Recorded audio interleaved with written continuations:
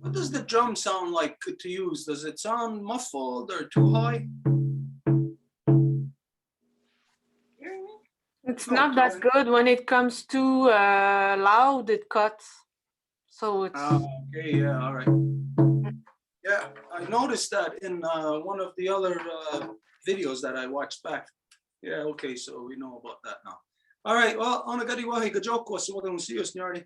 Gazita rio yo jets kahawinoji and dutch go in a star runata roni.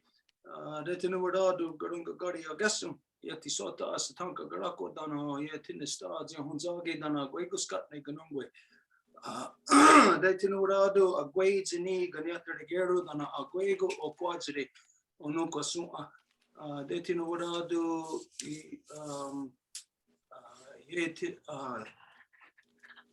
yeti sota gunha. Neerdona de hetste ne kan ik go hier de hawa kwe. Dam dawe aron hetsere ne kazat stasera ne ganungwe. Dam dawe aron hetsere ne asat niga dardige ne ganyanga haga radinato runata hruni dana riskarevoge. Dam dawe I don't know how to say this word, but it's what we're going to discuss tonight. For everybody who's with us normally, you know that we always have to begin with a Honda Gari Wadekwa.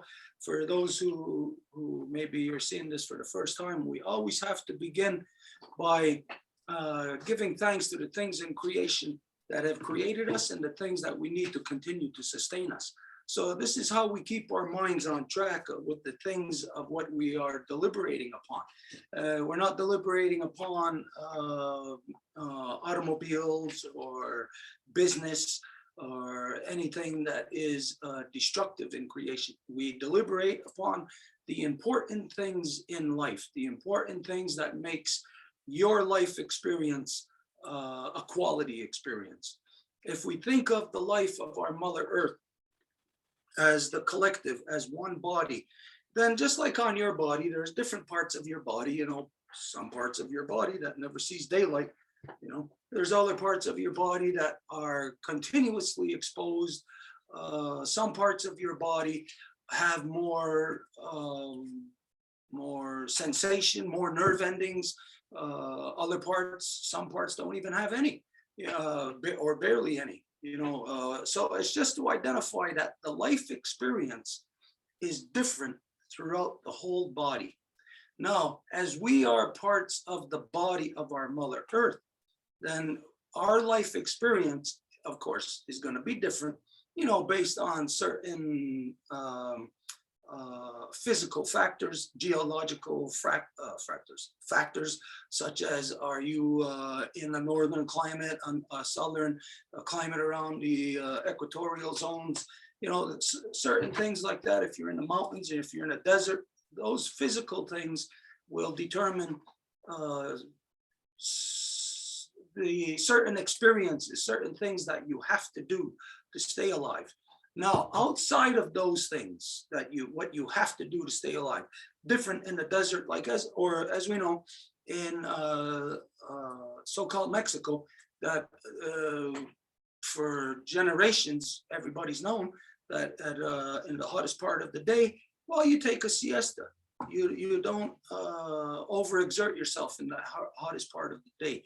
So it's a knowledge and a way that has developed in that particular part of the body of our Mother Earth.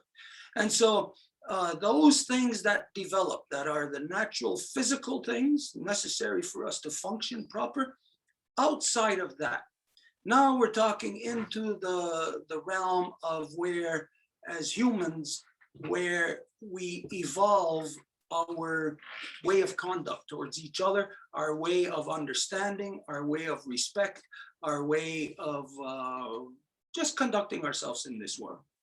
And so tonight, as we are in the beginning of the moon cycle, it's the beginning of her power. Actually, it's a 5-day thing, but the first day and the last day, they're sort of like the doors to the house. So they open and close it's still within that power, but it's not so much as within the 3 days, the day before the full moon, the night of the full moon, and the night after. But still, right now, we're in the beginning of that 3 days of power.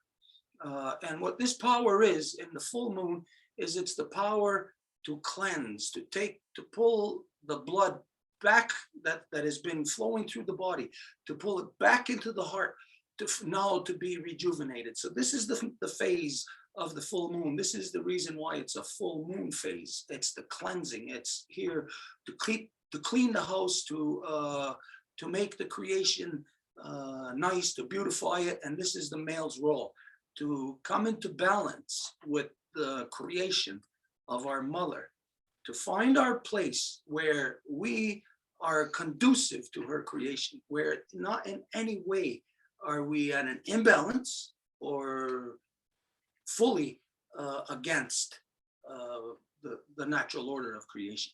And so tonight, in this vein, in this power of cleansing, the reason why, somebody say something?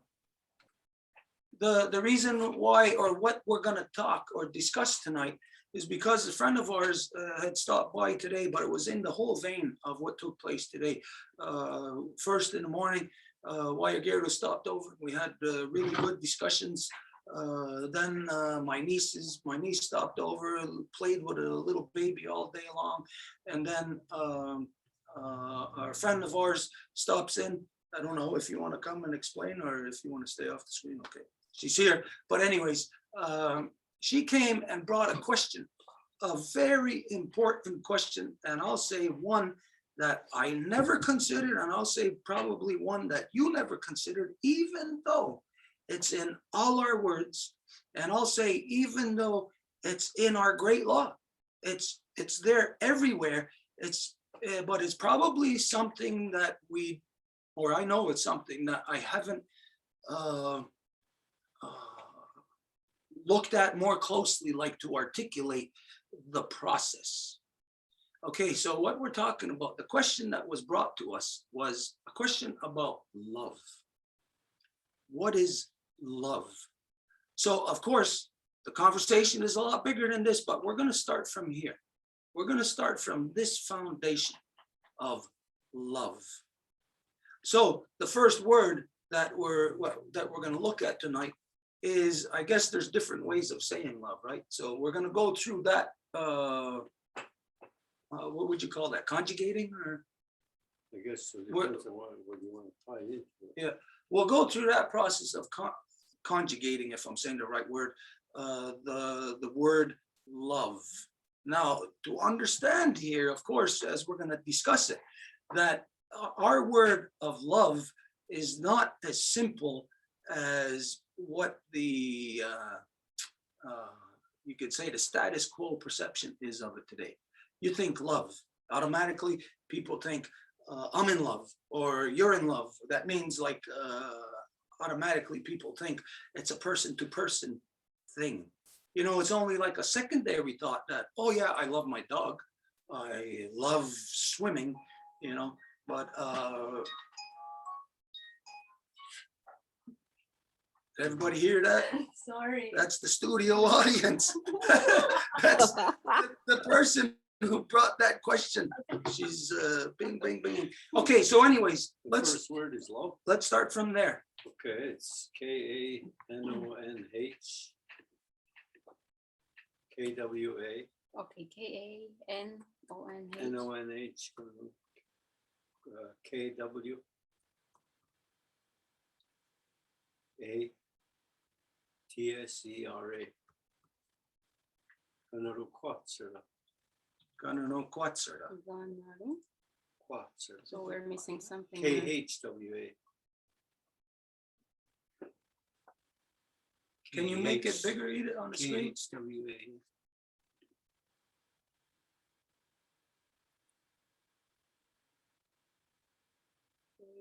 K-H at the second K. Okay, but at the beginning you say Garanu. Ganu. Ganu. K-A-N-O-N. Okay. Kanaruquatsera. Kanienkeha, and Kanienkeha means actually medicine. That's what it is. It's not even love, it's medicine. Okay, the Ganu. So if you break it down, it's to Ganu and Watsura, right? Yeah. So in the Ganu, is that a H at the end of the, Oh, no, I don't think we should have a H there. you gotta take that H out. Here? Yeah, first H. It's tricky that because the H has a place once in a while. Is that as big as you can make it? So that we can see it. I don't know why it's being shared like that. I guess it's because of your Okay, screen. all right. If I have to Anyway, go- Ganu is the medicine. Ganu. It is the medicine. So in brackets, put it is the medicine. Because for us, this is understood that everything that we're gonna discuss now, everything that love consists of course, is what we are referring to when we say Gana no Kwatsura. Can I say something without being on camera? Yep, I have a question for you, Guerrero. I had a garden actually that's named Guananuquatzera, but it's Gua, like KW. Yeah, Can you say it like that too? Guananuquatzera. Yeah. Well, that's Guananuquatzera. It's that you are loving it. Guananuquatzera. Okay. is that a you, like I'm saying you are loving it, or it's you're talking about what the person is doing? It's the person that's in love with the garden. You know how people say, I Okay. love my gardening. Well, it's Guananuquatzera. Okay, so let's do that one, add it on to that. What was the spelling? Guan, K-O-N. N-O-N.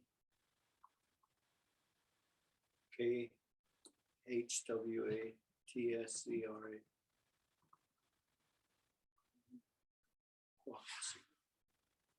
Gunu Kwatsura. See, Gunu now is I'm the medicine.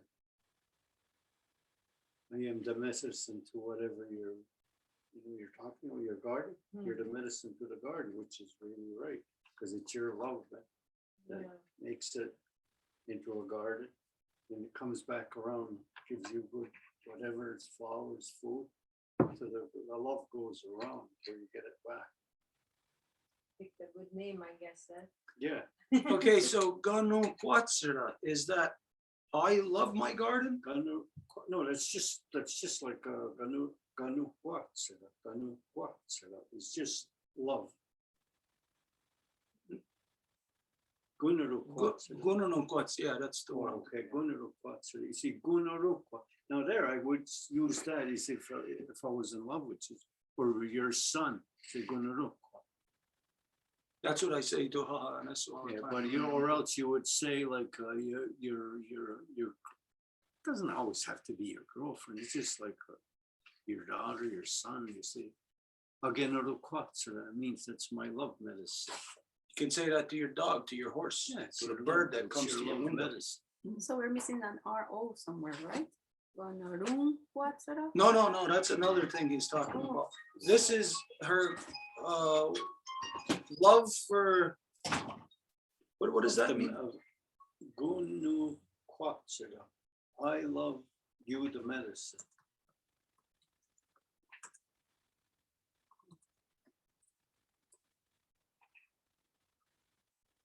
Ganu Kwatsura.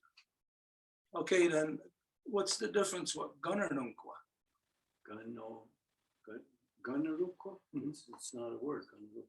Ganu Kwatsura. That's different. The one we're written about. It's just love medicine. Ganu Kwatsura. Ganu Kwatsura. Okay, so all this time, this is what they taught in the school, Gunanunkwa. That's not the proper word. Well, Gunarukwa, yeah. But like, there's as many different ways of love as there are, you know what I'm saying?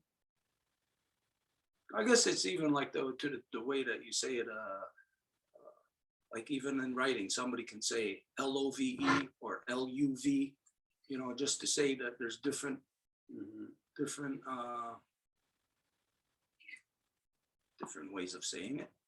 Just like what you were saying earlier today, like when you go into Akwesasne, then they're using Oh, L's, yeah, say the Ganaru Quats.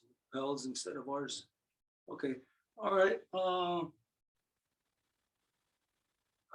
Okay, so from here, maybe we'll just get a few words, and then we'll go over them. What do you Okay. think? Or do you want to go over them each time like this? I think we'll get a few words going first.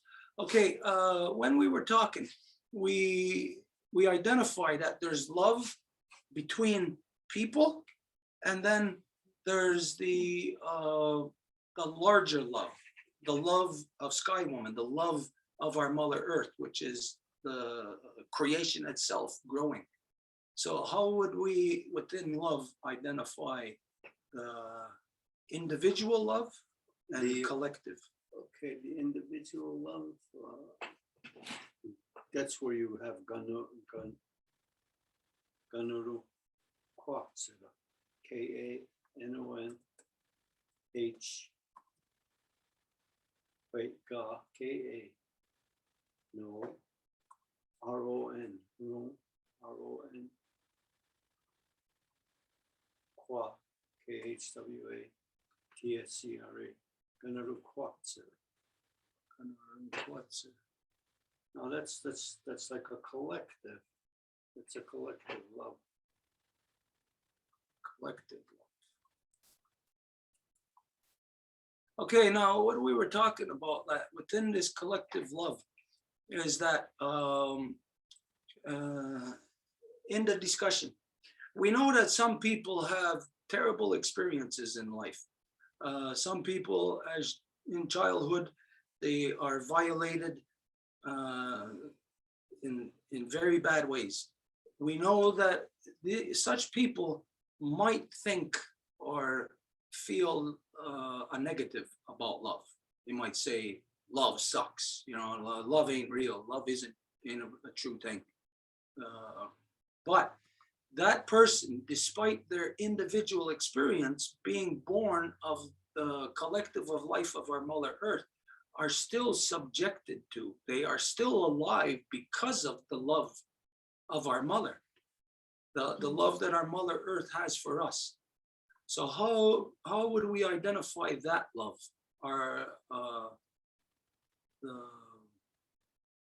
Not just the love of, say, your mother for you, but the love of our the greater mother, our larger mother.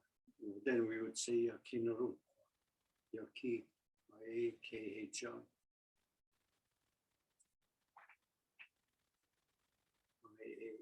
Hang on just a second, just a second. IAKH. Yaki no N-O-N no Khwa, Yakinaru. And that's when we're doing the Ondabadi Vadek, when you say Yakinaru, you're talking collectively for the whole planet.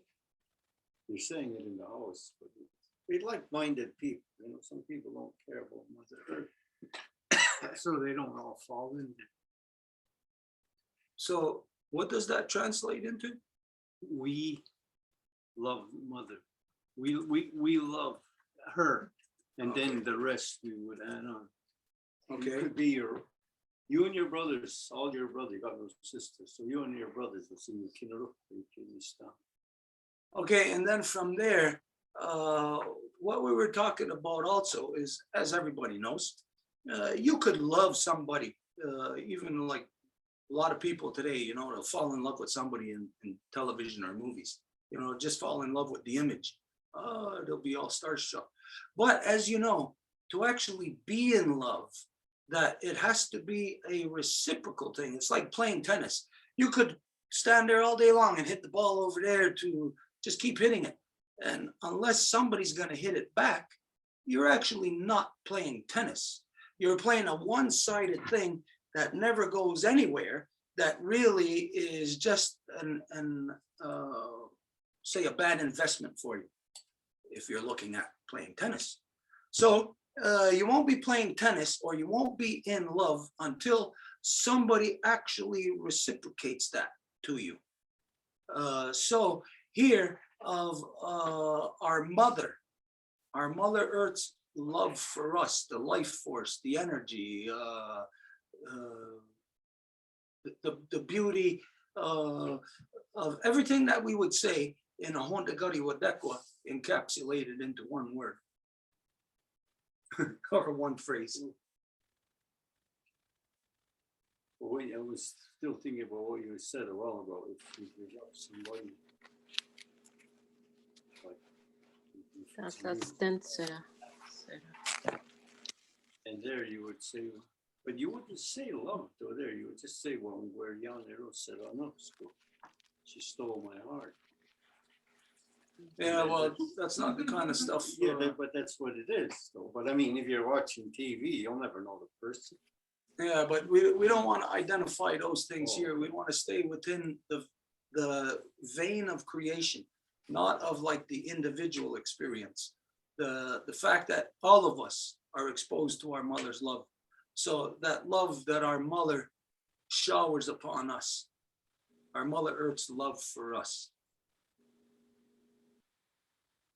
Like we would say, imagine somebody who is so down, so depressed, they might be thinking of committing suicide.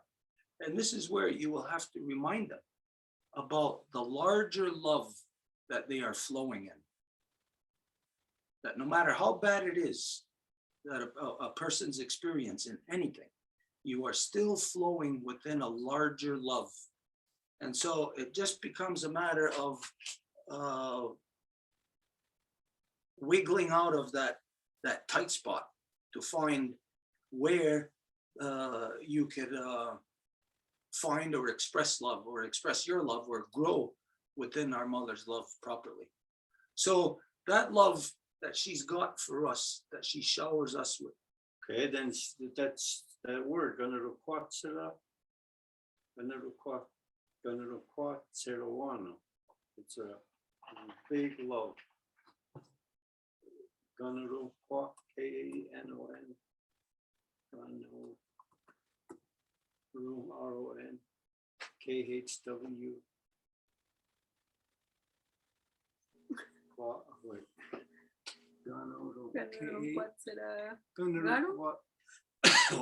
Ganaruqua, say R-O, not R-A. Rowana. W-A-N-E-N. And that's a big love. That's a huge love. Like, you would say, you're going to Quatsarowan. She has a big love because she has a lot of children, the 7 billion people. Okay, then if somebody's using this in conversation, so then we have to identify the different realms, or the different layers. Our Mother Earth's love, our Grandmother Moon's love, which we already know the word of, but basically, I guess how to conjugate it, and then Sky Woman's love. Well, that would be her love. You're going to root Quatsarowan. It would just be I-A. You're going to root Quatsarowan, I-A-N-O-N-H. No. Do another one. Completely separate. I-A. Okay, so it's exactly the same or? Oh my, okay. I-A. K-O, Yago, no, H, Yago, no. Okay, no, go back. Room, okay, N-O, Yago, N-O-N. Yago, no. R-O-N.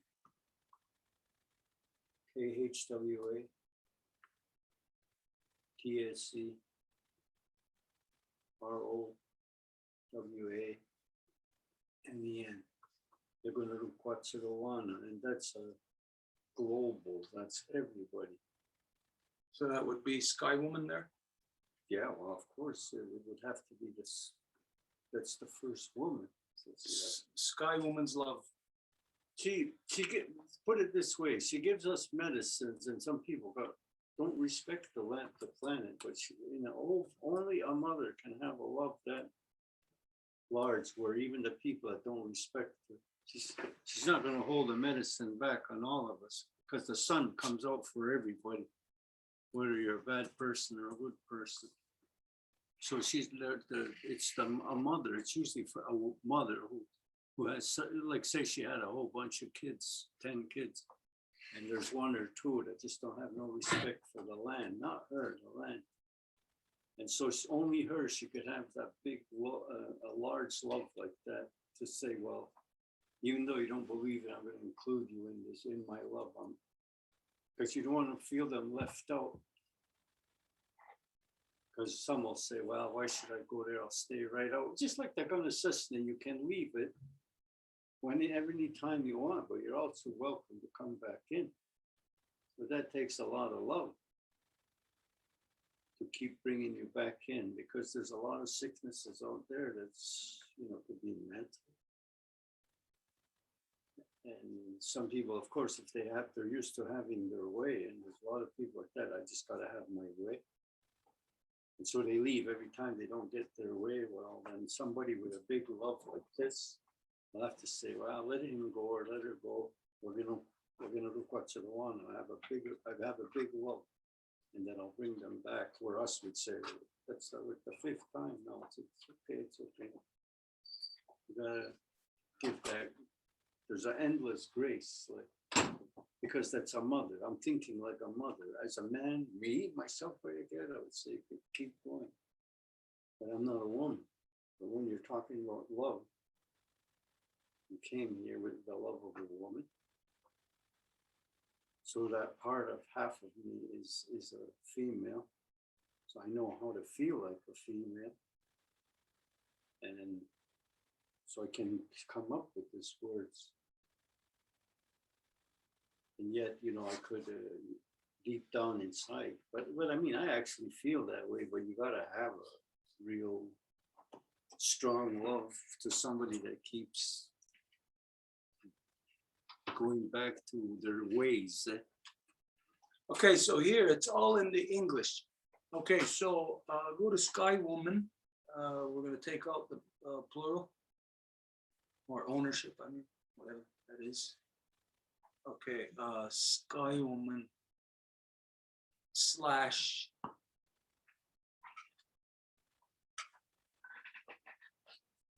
our great mother's original love. All-encompassing life force.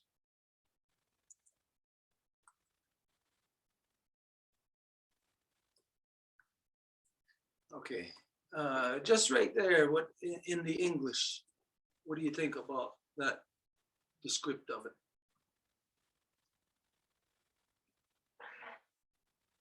It's well put. Okay, so to understand this, of course, it's like a Honda Gari Wadekwa. There's a basic for everybody, you know, like we could just say, thank you, we give thanks for life, but a basic. But then anybody can expand and articulate in any area that they wish.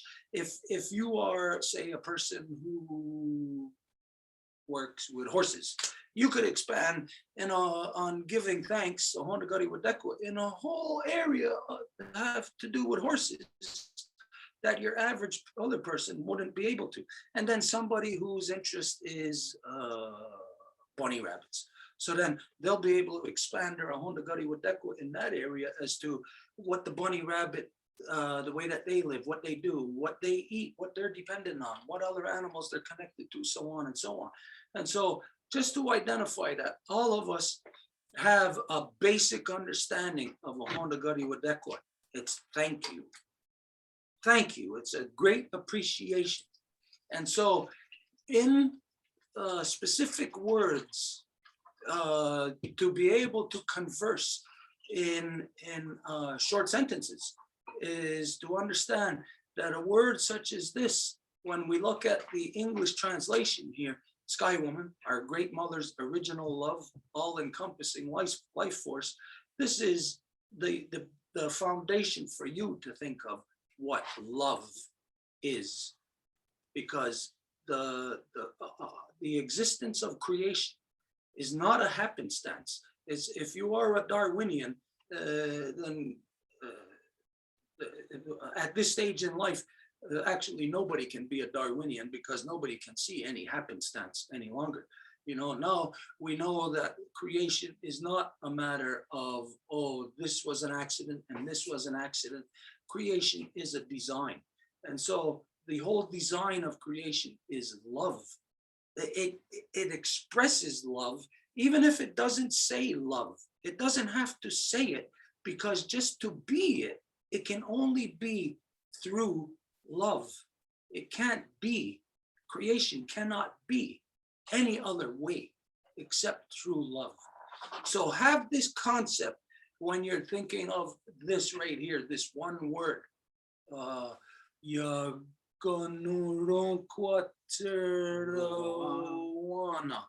See, one thing is about the thing about making something big is I bet you everybody has heard Goa, Goa. And for me, I think it fits some place, but not every place. And here too, you could say we're gonna go. Yeah, okay, it'll pass. But if you know me, I kind of don't let things stay with one thing. And me, I would say you keep me strong. You're gonna you don't see that nowhere. You're gonna and then everybody my age and over will say, hey, that's true. You're going to and that's making it bigger without saying go. So you got to learn to fit that in. And there you would use that, because it's a love that cannot really be duplicated. You're going to and you're going to is, it's actually Yatsani, it means an ambitious love.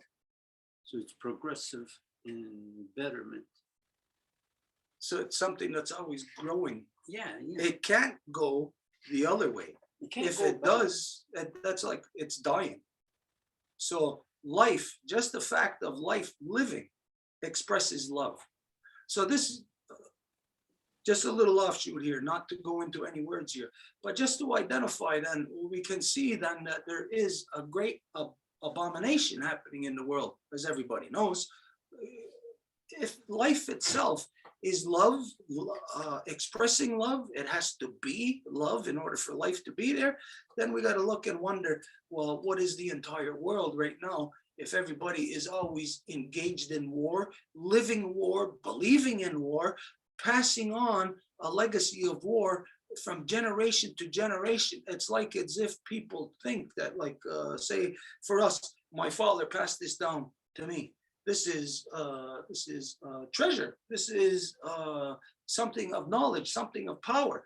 But now imagine, instead of my father passing this down to me, he passes down a belief of war, a belief in my mind that, well, if I was younger, this is my option. I'll go to school, I'll join the military, and I can get an education, and one day I'll I'll meet somebody, have a family, blah, blah, blah. Now, all of this happy stuff that everybody thinks of, getting a family, getting a car, you know, gaining in stature, whatever, in the non-native world, it's all based on a foundation of war. War is a stepping stone to get there. So getting there will never actually happen, because if you step onto the path of war, of course, the next step is taking you in the opposite direction other than where you actually want to go. You want to go to love, but the world is going to war. So that's just as a little side note here. Now, but this is to identify a corrupted mindset where men gravitate to war, they gravitate to adversarialness, they gravitate towards just grabbing and saying, I want this, and taking it without thinking of the relations, without thinking of the the end results, the byproducts, you know, what you're going to get back from that. So this was something that came up in our discussion about love, about that in reality. Again, we go back to that scenario of playing tennis. You shoot the ball, nobody hits it back to you. Well, what do? You can't do nothing. You just stay standing there waiting, twiddling your thumbs. You're waiting for somebody to play tennis. And so the same thing with love. The love is brought into the world by our mothers through the women. They are the foundation of love. But this is what we have to understand in the world, that like playing tennis, the women may be the foundation. They may have the tennis ball and they may be shooting it at us, but the men are just too dumb to know the game that is being played here. And so the men do not reciprocate. They do not hit that ball back. They don't hit love back. Instead, what they hit back is war. How crazy is this? How could this be? This is a complete abomination of the sons of our mothers, because our mothers raised sons as little babies. They loved us. They weren't punching us and saying, hey, you stupid little idiot, I hate your guts, and training us for war. No, our mothers didn't do that. Our mothers loved us. They told us how much they loved us. And not only if it wasn't said, it was in their actions. And so where does a guy grow to become war? Now, this is a corruption in the world that, where I say this is the thing that we've never gotten to, that we kind of overlook, because there is one man in this world that has dealt with that issue. And this was the Ganawida. There was one man that overcame this corruption. And through that influence, that guidance, was able to influence other men throughout the 5 nations Longhouse Confederacy to this point today, where Wayagerdo and myself and others are talking great law of peace. I have never picked up a weapon to go and to fight in any war, to be aggressive, to assert my will upon others. I have never done this. People of the great law of peace, Kanienkeha, cannot do this because it will go against our program. So there was the first man who went through this process. And this is what we were trying to get to a while ago. What would we call that? You know, today, now we know, we just say great law of peace, Longhouse, and we know that the Ganawida brought us the law, and we know that there was a period of time of the formation of the league. So we just think of it in that way. We don't think of what that man had to go through internal to not be war like everybody else. What did he have to experience to not grow up wanting to go? That's what we did when we were kids, right? Didn't you do that? Didn't you have a Johnny 7? I had a Johnny 7 when I was a kid. It was a gun, you know, that was really popular, that everybody had back in the 60s. I don't know if you had it at your time, but probably from World War II, everybody had. So we really have toys. This is what we grew up with. Now, what did that man grow up with to not want to do that, to not want to hurt others? This is the process of where women are dependent on men, where love is actually dependent on the male, overcoming whatever, if we could say, we can't really say a corruption, because until he becomes hardwired to peace, he's not really against it. It's like as if the non-native people, they're just loose, like they're spirited. Yeah, exactly. Their spirit's not connected. That him, when he found love the way he found it, is one of the quotes that I there.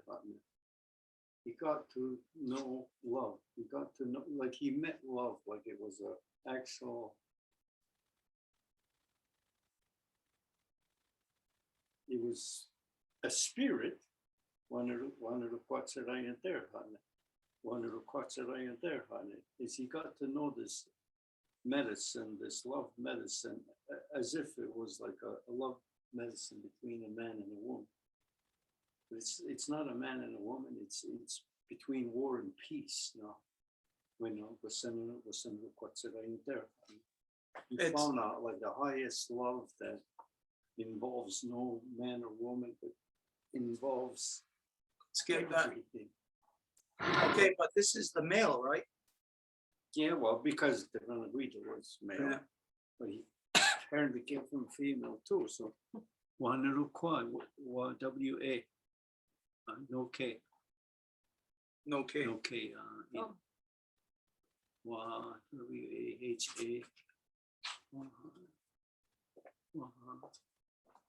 Sorry. No, go take the other. Yeah, WAHA. NO RON KHWA. Se Ra Yon there IENTER. Net. 400 quotes that I there. We finally found what love is, not was, is. We finally found out what love is. Okay, let's go before that. Before that word, we're gonna have to put another word there. He's looking for love. No, we're gonna go on to the scientific level of where particles actually interact. Could I ask a question? Or what we perceive of love today, it's what makes us happy, right? It's whatever it is that makes us happy. So nobody's in love if you're, that's not love. So nobody's going to be angry all the time and say, oh, this is love, I'm in love. Of course, love is something, the things that make us happy. And of course, that is based on the way that we were raised, what we were taught. So if eating ice cream makes us happy, then that's our love. If eating French fries makes us happy, you know, depending on how we were born, how we were raised, what we were taught, will then determine the amount of love that we can perceive. So here, then, this is where we got to get into the mind of what the Kanienkeha had lived. Now, mind you, that the Kanienkeha is not the person who had to work out of war and come into peace. The Kanienkeha was the person that was raised by his grandmother, his mother, raised in the ceremonies, all of that. But he was raised not so much in mainstream, where like today you might think mainstream, the way that you love your children. He was born in very marginalized from the rest of the people. And so, but his mother still nurtured him in love, because to be marginalized from the rest of the people, they were all at war. So he was like in the cocoon of his mother, kept in a safe place. His mind was safe. His mind was protected. So what the Kanienkeha had to go through was not so much fighting or overcoming war. He had to be cunning to find a way to find balance, to attain Gayandawana. So this is telling us again that the love of the women, the peace of the women, if you want to be in peace, you could want it, you could want that all you want. But you know, the reality is it's dependent on the guys. Now, if there's guys, you're not gonna have peace. If there's men, then you will have peace. So what we all have to understand is the transition from guy to man. That transition that all the men had to go through when the Ganawida came to bring the message of peace, all the men had to transition. Now imagine that, be like turning yourself inside out. Because yesterday, this is what we were. Huh? We're, hey, take, kill, do whatever you want. You're the boss. Hey, we're in control. And then the next day, you want me to do what? You want me to help you dig out the potatoes out of the ground? You want me to get you firewood? You want me to bring water? You want me to play with the kids? You know, all this kind of stuff. You gotta not break a man. You gotta make a man. Now, so the whole process with the Ganawida was a lifelong living process of just living in accordance with the way that his mother showed him. But for everybody else, it was a transition. They had to go through the transition. So for women to know love, the men must find the balance. So this is where we're going from here, because we're identifying love, love, love, and we know that it's the women.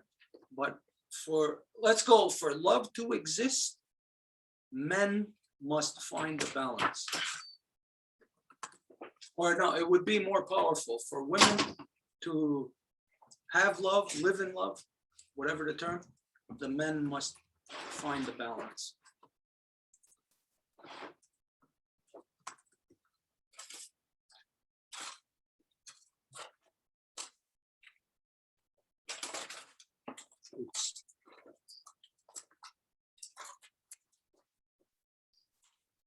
Yudin Rufat Sarai, I-O.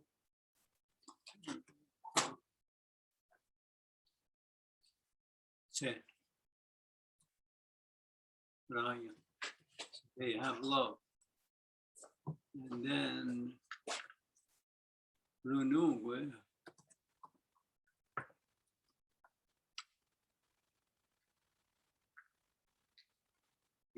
To find the balance, Runungwe. Must find the Okay. balance. Mahadigung Sari Haro. E-N. E-N. E-N. H-A. T-I. Mahadigung K-O-N. Se. Okay, R-I-H-A-R-E-N. And the good city har, and they have to weigh it. Adi Ra. The good city har, Oh, and what the end? R-E-N. Ian. I have two H's here, is that okay? Adi good city. Oops. This one here. Okay, H-A. The first H, that N, take it out for the A. This one? Yeah. And then take that other H out. Article Seri Han. Hey, my balls are- Oh, okay, the H is there. H-A. Like that? Seri Hara, yeah. That N before the first H, take it out. This one? Yeah. Article Seri Hara, they must weigh it. Okay, now, here's a concept. Now, I won't say right now what the words are. It's something for us to discover, but this is the concept. Now, people might not see this as in line with this, but there's something that is totally, completely screwed up and backwards in the non-native world. Is that in the non-native world, for some reason, it's viewed that contraception is the responsibility of women, and therefore tells you that every child that is born into this world is by the design of women. This is not true. Contraception is not the responsibility of women. It is the responsibility of men, because it is only within the men's power to know when that will happen. And so every child that is born into this world that may be, say, an unplanned pregnancy, or even some may say unwanted pregnancy, it is because it was designed by the men. It was the man that designed that child coming into the world in that way. So you think about this. You plant your seeds in the garden. If you don't take care of them, well, they could just die. If you take care of them, of course, we know what could happen. So think of this. What man would want to plant a seed over there in that garden, and that garden, and that garden, where he is not taking care of those seeds, where he does not even know then if those seeds are growing into being healthy, strong plants? He does not know. No, the responsibility in this world, what our mothers created us for, is the beautification of this world, of her creation, is to take care of it, is to know our place, and to find our place, to find our balance, to find our path within law, the way that the Ganawida showed us, that if we plant seeds, we have to take care of them. We have to nurture them. We have to grow them. This tells us clearly that whatever we want to refer to it as, contraception or the design of children being brought into this world, is the domain of the men, because it's the men's responsibility to not, if you are not ready as a guy to be a father, then you are not to do a certain thing that would impregnate another person. If you are not ready, the male, if you are not ready, then you do not have that right to impregnate a woman. Now, I'm not talking about going through the act of love. No, you can do that all you want. I'm not talking about restricting that in any way. I'm talking about the responsibility of progeneration, of leaving legacy behind. Now, you think in this world now, what we are seeing, the reason why this world is full of war is because men in this world are irresponsible. They are male dominant, they're pig-headed, and they don't give a good goddamn about where they are planting their seeds, because they are not there to take care of them afterwards. There's a seed of them in that garden, and that garden, and that garden, and what they are bringing up is not solid life. They are not bringing a loved life into the world. They are only happy as that individual male because they had progenerated as much as they could. But this does not serve the purpose of creation, because it actually then does bring unloved children into the world. Not that they are not loved by creation, of course they are, but they are not receiving the proper amount of love, the proper love from their father. And then, since the father is not there, puts more pressure on the mother then becomes mother and father, which means then to the child, that mother becomes the lover and oppressor of them. There is no balance there in the child's mind. They are brought up imbalanced, which is the reason why everybody in this world is now war-minded. They are male dominant. So the work that the Ganawida done was show men how to change from being the corruption to being the balance.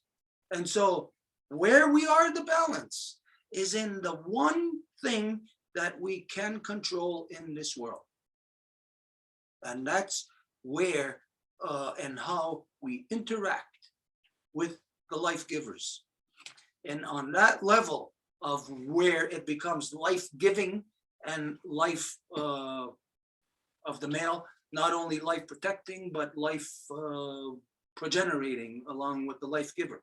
So this is how the male within the longhouse has come into balance, and in that balance knows our place.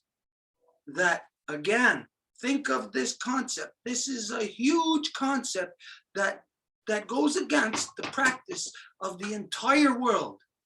Contraception is the responsibility of men. There is no woman on the planet that is the one that is responsible for where I am going to participate in that process. It is only I that is responsible. And so the woman on her part in that act cannot tell. Again, she's got no clue when that guy is going to do whatever he's going to do, if he's going to be responsible or if he's not going to be responsible. And in that instance, when he's not responsible, then what does the woman do? What can she do after that point?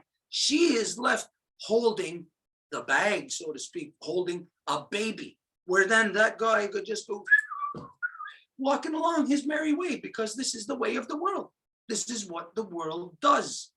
And so this is the reason why here within Turtle Island that we do not have an overpopulation problem, because we have people born into this world that are by design. And when it's by design, it is based on the realities of creation, based on just like a wolf needs 50 square miles, one wolf, a wolverine, 500 square miles. Now, how do we know how much a human needs?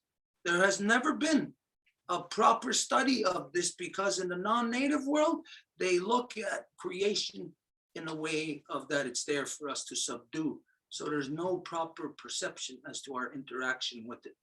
And so here, our perception with our interaction is rooted in matrilineal, in our matrilineal concept or perception of the world, our like what the Mayans identify as our cosmovision, our world vision, the way that we are. So what the Ganahuida was basically man in every way. He was, you can say, contraception.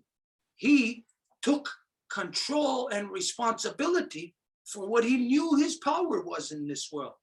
So from that standpoint there of knowing that it's our responsibility, the world has been turned upside down from the non-native perspective as to how men relate with the life givers. So for women, oh wait, can we go up? Can I see the one just before that? Okay, wait a minute, right there. All comes in one from women have love. Men must. What does it say? Find balance. Okay. Men must take our responsibility to be in balance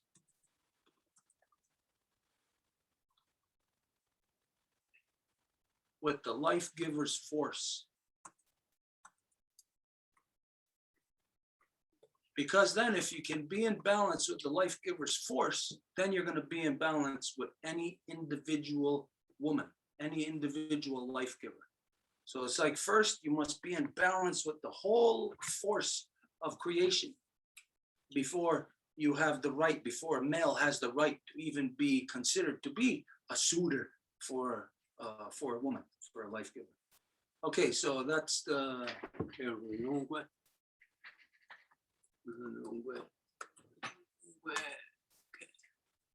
Onyxy.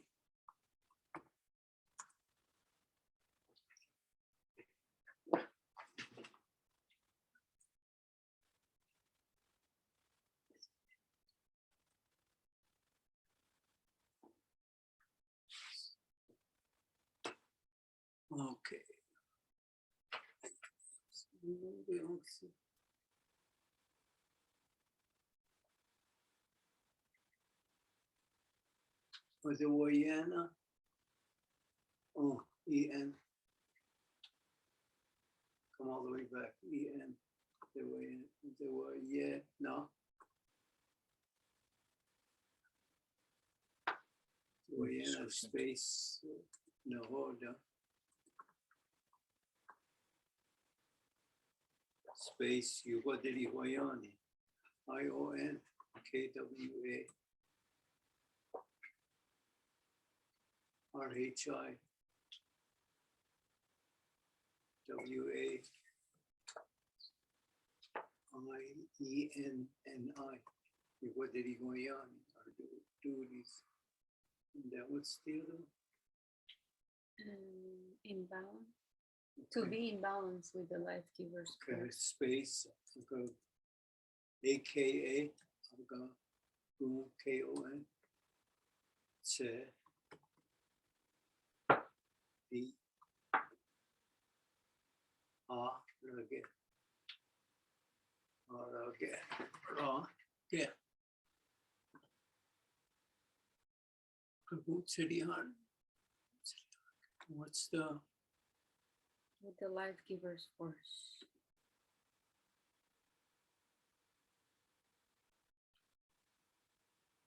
space?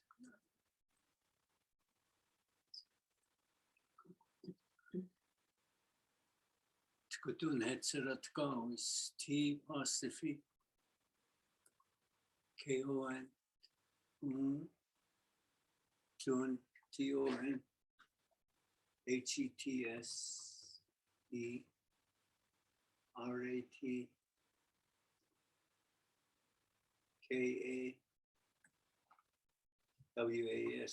Kutun Hetzerat Kaus.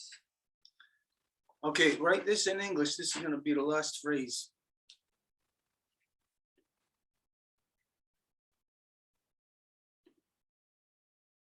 The men must balance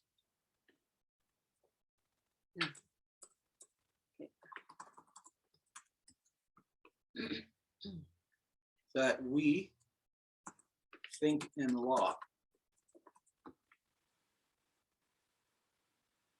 And that the women think in love. The life givers think in love.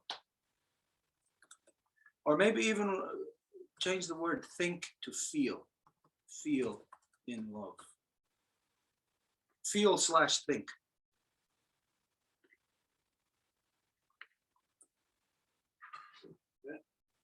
Rununque. Onekti. Space Atikun Sarihara. EN. And we'll come back. EN. At the beginning. EN. Mahadi. Gun Sarihara. TSC. Between the N and the S for the T. Mahadi Gun Sarihara. REN, RON. But that it's almost the same thing. There's somebody out there is going to be saying, hey, it works. We use an O there, but I use an E. Why? I think it's very hard. I don't want to do new. I don't want to do new, but I don't want apostrophe, let's go take it all off. IE, TE, WA. Okay, where are we at now? Did the groups really hard and we think like they were new NONH TON NION KWE good. Okay, space Guyana Rasarago, K-A-I-A-N-E-R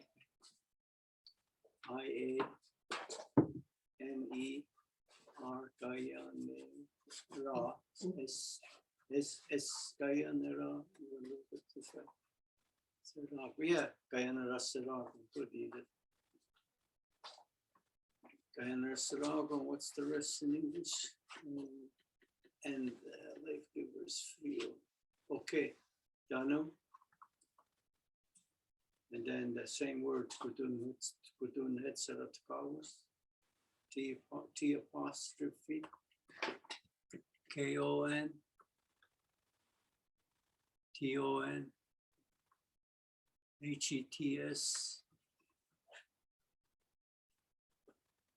E, Ratkawas, R-A-T-K-A-W-A-S.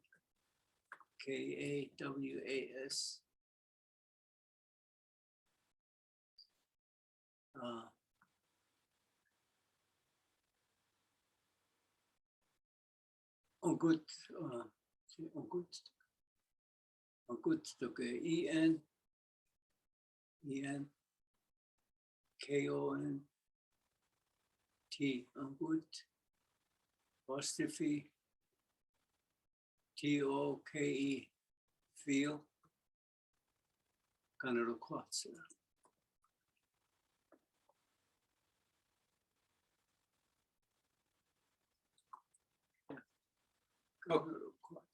Okay, there's two other phrases we need in here to complete this. The first one is going to be at the beginning, and it's going to be the question, what is love? That's going to be at the beginning of the lesson. Yeah. Now hold on, Kanaro Kwatsa.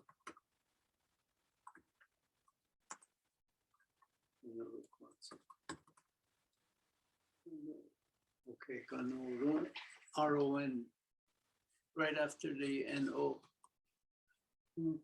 K-H-W-A. Okay, now they're gonna record, so then put your question. Okay, now right at the end. Love is.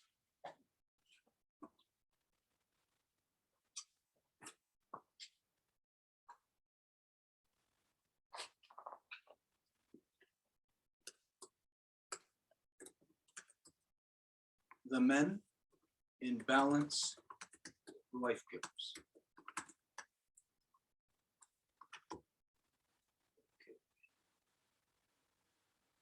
Gonna record, sir.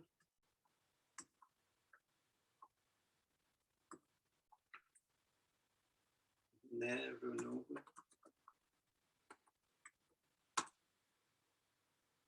Rodikon City Hare, R-O-T-I-K-O-N. T-S-C Le. Rodikon City Hare.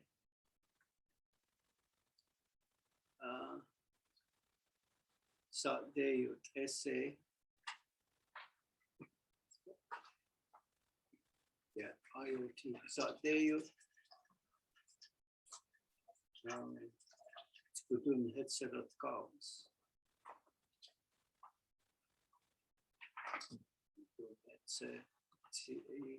That's R-A-T. Kawas. Yeah, good. Okay, before we go into saying it in Kanienkeha, just to identify that this is a process of undoing a male dominant way of thinking. It's like opening a doorway that's been locked, a door into a room in your house that you didn't realize that you ever had. Just imagine, like, I don't know if any of you ever see or think of this. You're driving down really nice old houses and you're thinking, well, I'd like to see what's in their attic or what's in their basement. Now just imagine that you're living in a place like that, that you have so much beautiful space and possibilities, but yet you don't even have access to these rooms. This is the way to have access to a room, to unlock a room of matrilineal thinking, a way of how to undo male dominant thought, a corrupted male thought. Okay, so in here, whether you are a male or a life giver, if you have children, for you life givers, you'll notice that everything here, it's basically a man. It's from a man's perspective saying these things, because the corruption in this world of male dominance is not you holding us to male dominance, it's in the male's mind. So it's got to be the male saying these things. You got to have your little boys saying these things over and over and over in order to have them being raised to being proper men in the world, where they will not be any kind of corruption of male dominance within them. Okay, so all of that being said, even though we didn't cover yet the Kanienkeha part of it, for the person in our studio audience, I won't say your name, but for everything that you heard, does this help you out any with what the line of discussion? I need his attention. Because there's only one thing that bothered me. I did not hear Jagunsa's name at all throughout this whole process. Now I understand that yes, this is focusing on a male's thing, his percent, but not once did I hear her name. So what I would like to know is, Gerdu, what do you think of Jagunsa's? What is your thoughts on her? In this, In well, love. she is love. In love, She is right? love. Yeah, well, yeah, Yeah. she is love. Yeah, Wasn't they gonna read that so lucky? Right? She must have did something almost magical to change that man's mind, not just his mother. It wasn't him that had to be changed. Don't forget he grew up in love. he grew up in it. Yeah, He went to meet Jagunsaze, the one that was on the warpath, yeah. there to change men. She defeated war with love. But again, just like playing tennis, she needed to have a male on the other side who would reciprocate. And so it was Jagunsaze that really brought the Ganawida into this world. Yes, his mother and father done what had to be done for him to be brought into this world, to be made, to be created, and for him to live. Yeah, they had to do what they had to do. But the reality is that just like some of us, we find that you may not know it right now, but at some point in the future, you may find that it may be unbelievable how you may see yourself traveling over and through time and space just to be at a certain place at a certain time in order to do just one simple tiny little job that only you can do. And so this is what the Ganawida was doing, responding to what only he could respond to what only Jagunsaze could initiate. So she didn't change his mind. She brought him out. She Gave him the medicine. she brought him into the point of where he realized what his or he could realize his full potential. Because don't forget that when he was leaving his mother and his grandmother, he had identified that he had a station to perform into this world, and that he had to go to the land of the Kanienkeha, that he had to go there, that there was a woman there that he had to go and meet. He had to go and into the land of the Kanienkeha because of what we represented, and it was there where Jagunsaze was. Now people can say, "Oh, she was here, she was there, she was all over the place," but the warpath, when you're looking back at that time, the ultimate warers were the Kanienkeha. So the warpath was where we were. It was in our territory, because it was from there where everybody had to defend themselves from us. Everybody had to fortify themselves against our power that we did not yet have in balance. So he had it in balance. He was just coming to reciprocate to Jagunsaze's call. But when you asked Wayagirdo about that, I mean, anybody knows that Jagunsaze is, everybody knows she's the first Bear Clan mother. She's the first clan mother. She's the mother of all nations. So in this sense, we see that love and mother and father, as the way we're discussing it here, is not on the level of the individual. It's knowing that we are all flowing within a certain vein upon our Mother Earth and that we all play a certain role. If you're the pinky finger, well, you're not going to be pumping the blood through the body, and you can't expect to be doing that. You got to be focused on being the pinky finger. And so this is where through this process of Jagunsaze providing the challenge, because this is what it was truly. It was a challenge to that man. He was out there in the forest and he knew something was going on. You know there's something going on. There's a challenge to you unless you're as dumb as a rock. And if you're dumb as a rock, there's no challenge to you in this world. You're just waiting for the world to implode. But the Ganawida went to the challenge. And so it shows us how that the women, the mother provides for us the opportunity for us to challenge ourselves, to realize what we can grow into, what the male can actually be. What did our mother design us for? She did not design us to pick up a gun and to go and kill somebody. She did not design us to lie, to become a billionaire because of us exploiting our Mother Earth's life forces. No, our mothers designed us, designed and built us for and out of the love that they are. And so the true motion, action of the Ganawida was to enact the balance, to fire up those engines, to get that vehicle moving. And once those engines were running, those 5 cylinders got running so strong that it spread the word of the great peace everywhere, because everybody knew that the Kanienkeha could not be defeated. If you were up, or if you had the Kanienkeha on your tail, your days were numbered. You did not stand a chance in this world. So everybody knew that when the Kanienkeha came to peace, that when our responsibility after that was to spread the word of peace, to spread the knowledge of it everywhere.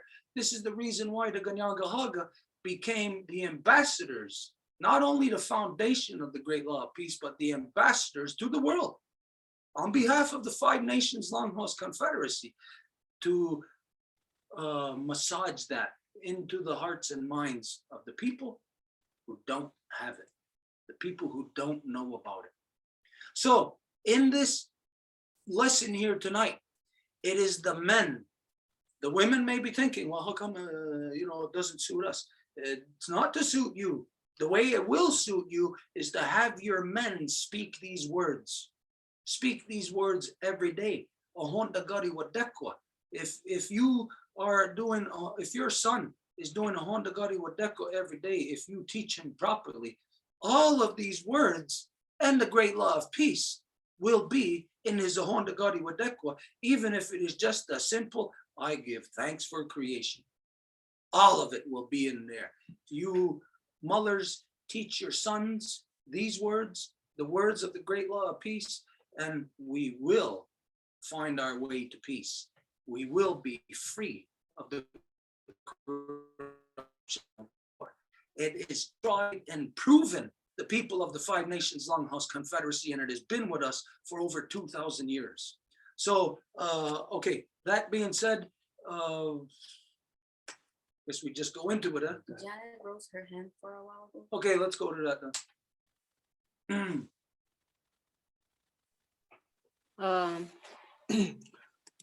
I had 2 questions, but I'll only ask one. It's regarding Jagunsaze. I was in a meeting a few days ago, and they said that she had to repent to the Ganawita. And I had never, ever heard that before. And I just wanted to bring that up because it really blew my head, like completely. Like it rocked like me to the core, my spirit. So I just wanted to ask you, about that. Would these people be like tribal council people teaching this stuff, or?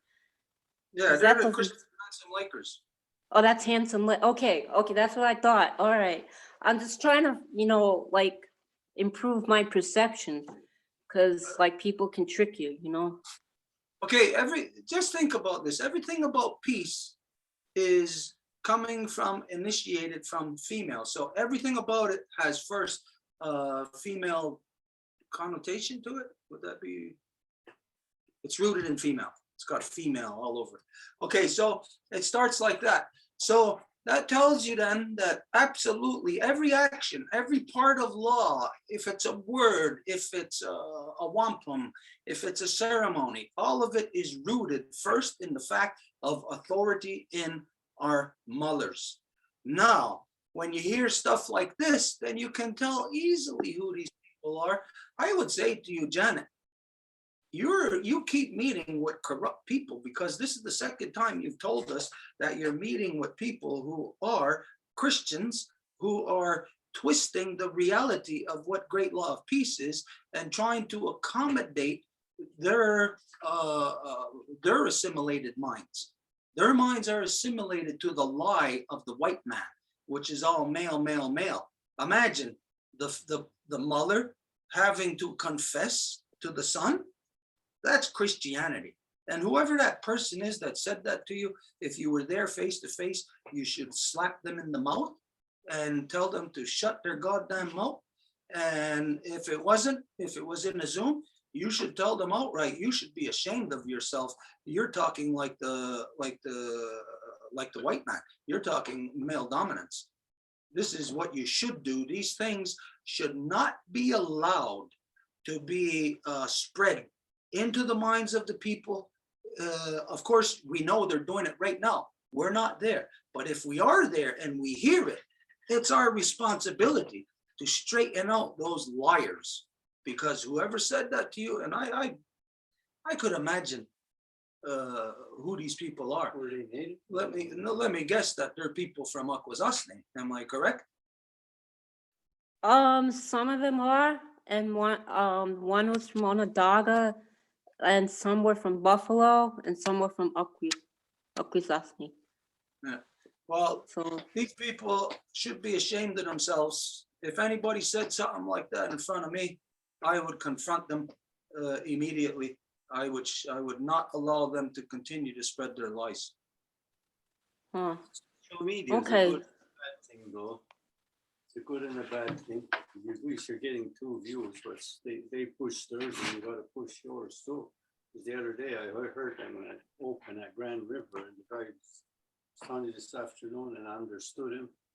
He was saying it in Onondaga, and I understood half of it, but as soon as he said Sungoya this, I knew I could change the channel. I seen that. Yeah, when I seen that too. And then anybody that's taken my classes, once you hear Sungoya this, then change the station, watch funnies instead. Because that eliminates all you women. And I wish I could speak, especially to all Ungwehungwe women, especially, is you're throwing your mother out. You know how the term, you throw the baby out with the baby water. You're throwing the woman out and keeping the man, just the man. And if you believe that, then I guess that's why they tolerate spousal abuse, because you're allowing that. It's a tough thing to say. And I mean, women today, look, I'm so proud of them. They're going to work, they're taking on their own. You say, oh, you know what? To address this further, you can see the corrupt minds here. These are coming from the white bloods within us that have to be Christian handsome Lakers in order to empower them to continue their charade like as if they represent or whatever. Because the reality is, as we all know, that if you do not carry the birthright, they cannot represent. So the reality right now of all the Christian handsome Lakers is they're all people who don't carry clans. These are the whites within us. And so they have to push democracy and they have to push the male dominance, because in matrilineal, you know that our clan, where does Wayagero get his clan? Where do I get my clan? We don't get it from our fathers. We get it from our mother. So you know they must push male dominance. That's the only way they could substantiate them being in the professed positions of power that they are in. Otherwise, Yeah, they did say Songoya Dison, and more than once in several different Thanksgivings and throughout the day, and that was a cue for me also. I figured, okay, so that's male dominance if they say Songoya Dison, right? just for everybody to understand what we're saying right now, what we're talking about with this word, Songoya Dizu.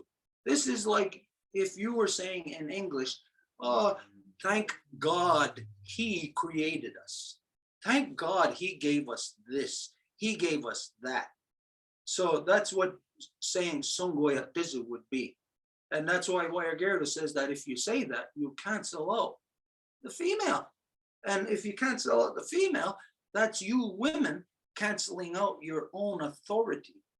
It's like how somebody tricks you to sign over something that belongs to you, you know? Okay, anyways, I don't know if there's anything else on that, if that answers your question. No, thank you, Yawa. And the only reason why I wound up there was because somebody kept bugging me to go, so I went. But I'm not going back there. So Yawa, go. Okay, so I guess we should just start going through them, huh?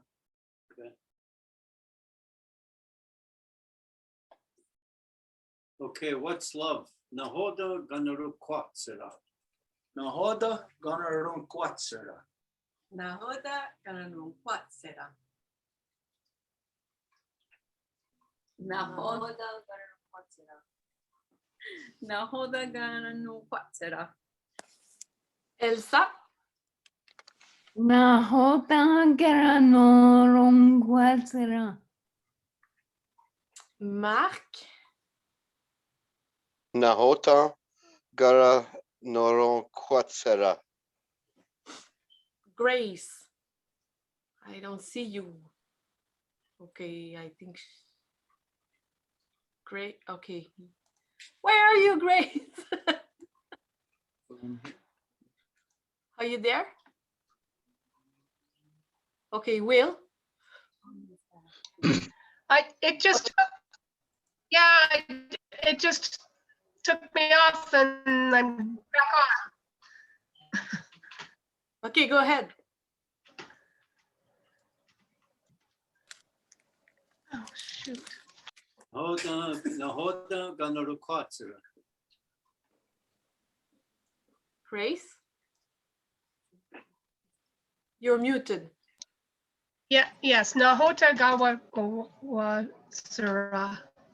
Ganaru kwatsera.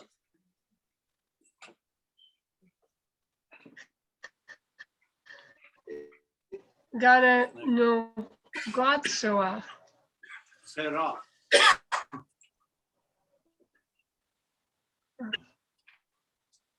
Sira. Will.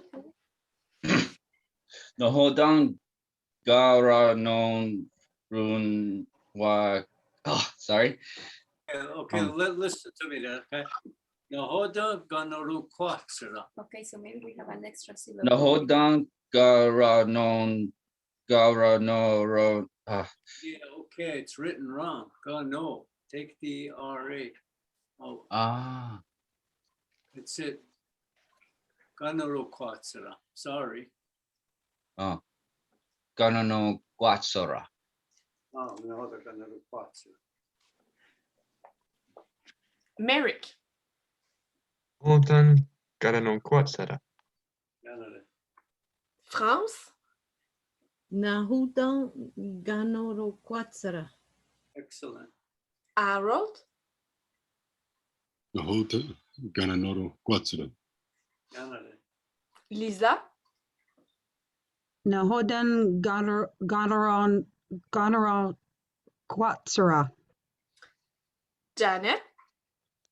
Nahoden, Ganaron Quatsara. Would you also say, because it's a question, would you say ga at the end? Have to. Nahoda is that. Oh, okay. Yeah. Stephen. Nahoda Ganarum Quatsara. Excellent. Nahoda Ganarum Quatsera. Circle. So I will repeat the order because there's a lot of people tonight. So there's, as usual, Stuart, Marie-Claude, Mystery Person, Edith, then Elsa, Mark, Grace, Will, Merrick, Franz, Harold, Lisa, Janet, Stephen, and then me. So, Okay, the next word is, no, the next word is just Ganu Quatsara. There's no, it's Ganu Quatsara. Okay, put a space, Ganu. Ganu Quatsara. Ganu Quatsara. Ganu Quatsara. Oh, you know what? Wait a minute. Qua. Put a space there. Ganu Quatsara. How's that? Yeah. Ganu Quatsara. Ganun Quatsara. Ganun Quatsara. Ganun Quatsara. Ganun Quatsara. Mark. Ganu Quatsara. Ganu Quatsara. Ganun Quatsara. Ganun Quatsara. Ganun Quatsara. Ganun Quatsara. Guanun Quatsara. Janet.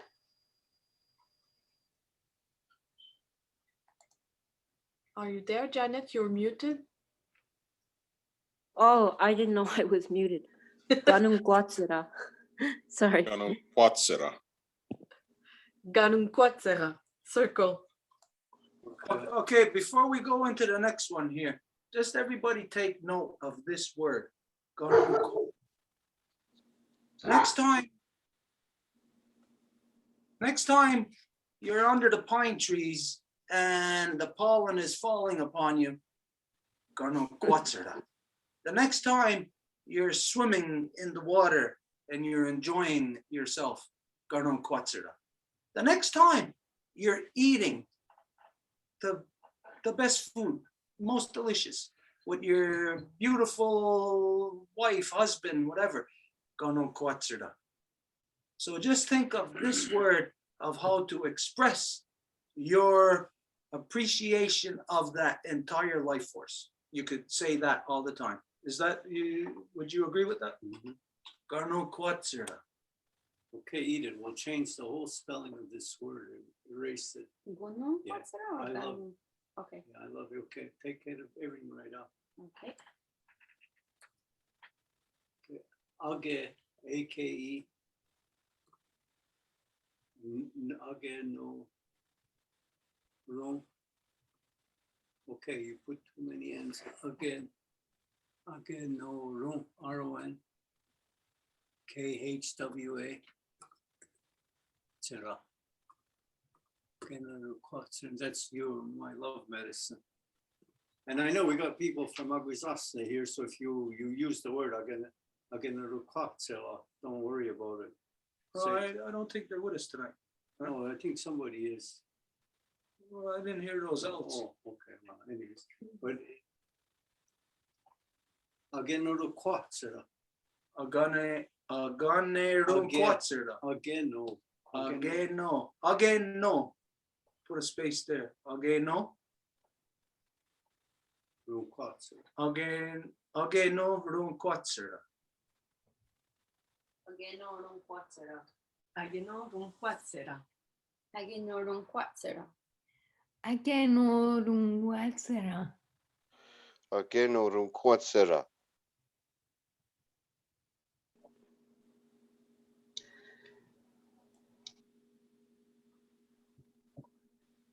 Grace, it's your turn. Oh, I thought I already said it. Ageno ruquatsera. Again, rongratsora. Again, no rum quatsera. Again, runguatsara. Ageno runquatsera. Ageno runquatsera. Agenu ronquatsera. Ageno ronquatsera. Ageno runquatsera. Ageno rum quatsera. Ageno runquatsera, but circle.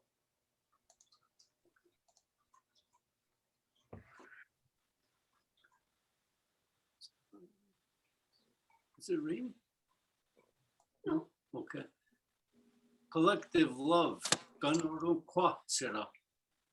Rum quatsera. Gano non quatsera. Gano runquatsera. Gano rum quatsera. Gano runquatsera. Gano rum quatsera. Gana ruquatsera. Gonna runguatsara. Gano runquatsera. Sera. Gane runquatsera. Ganu ronquatsera. Geno ronquatsera. Garanunrat. Oh God. Gana runquatsera. Gana rum quatsera. Gano runquatsera, circle. Okay, there, just for the English, just to get this proper, collective love, this is female, right? Okay, female / female mother. And shall we put a break in gano rum quatsera? Like Yeah. to make it easier for you. Yeah.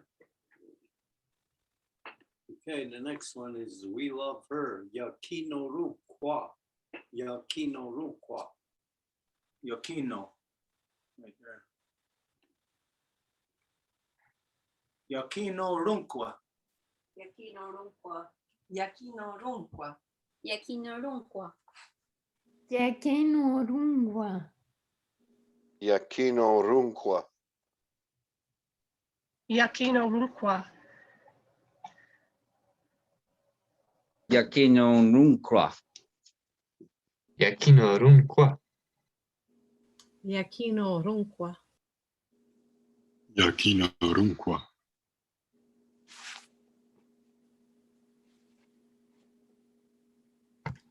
Yakino ronqua. Yagino runqua. Yakino runqua. Yakino runqua, circle.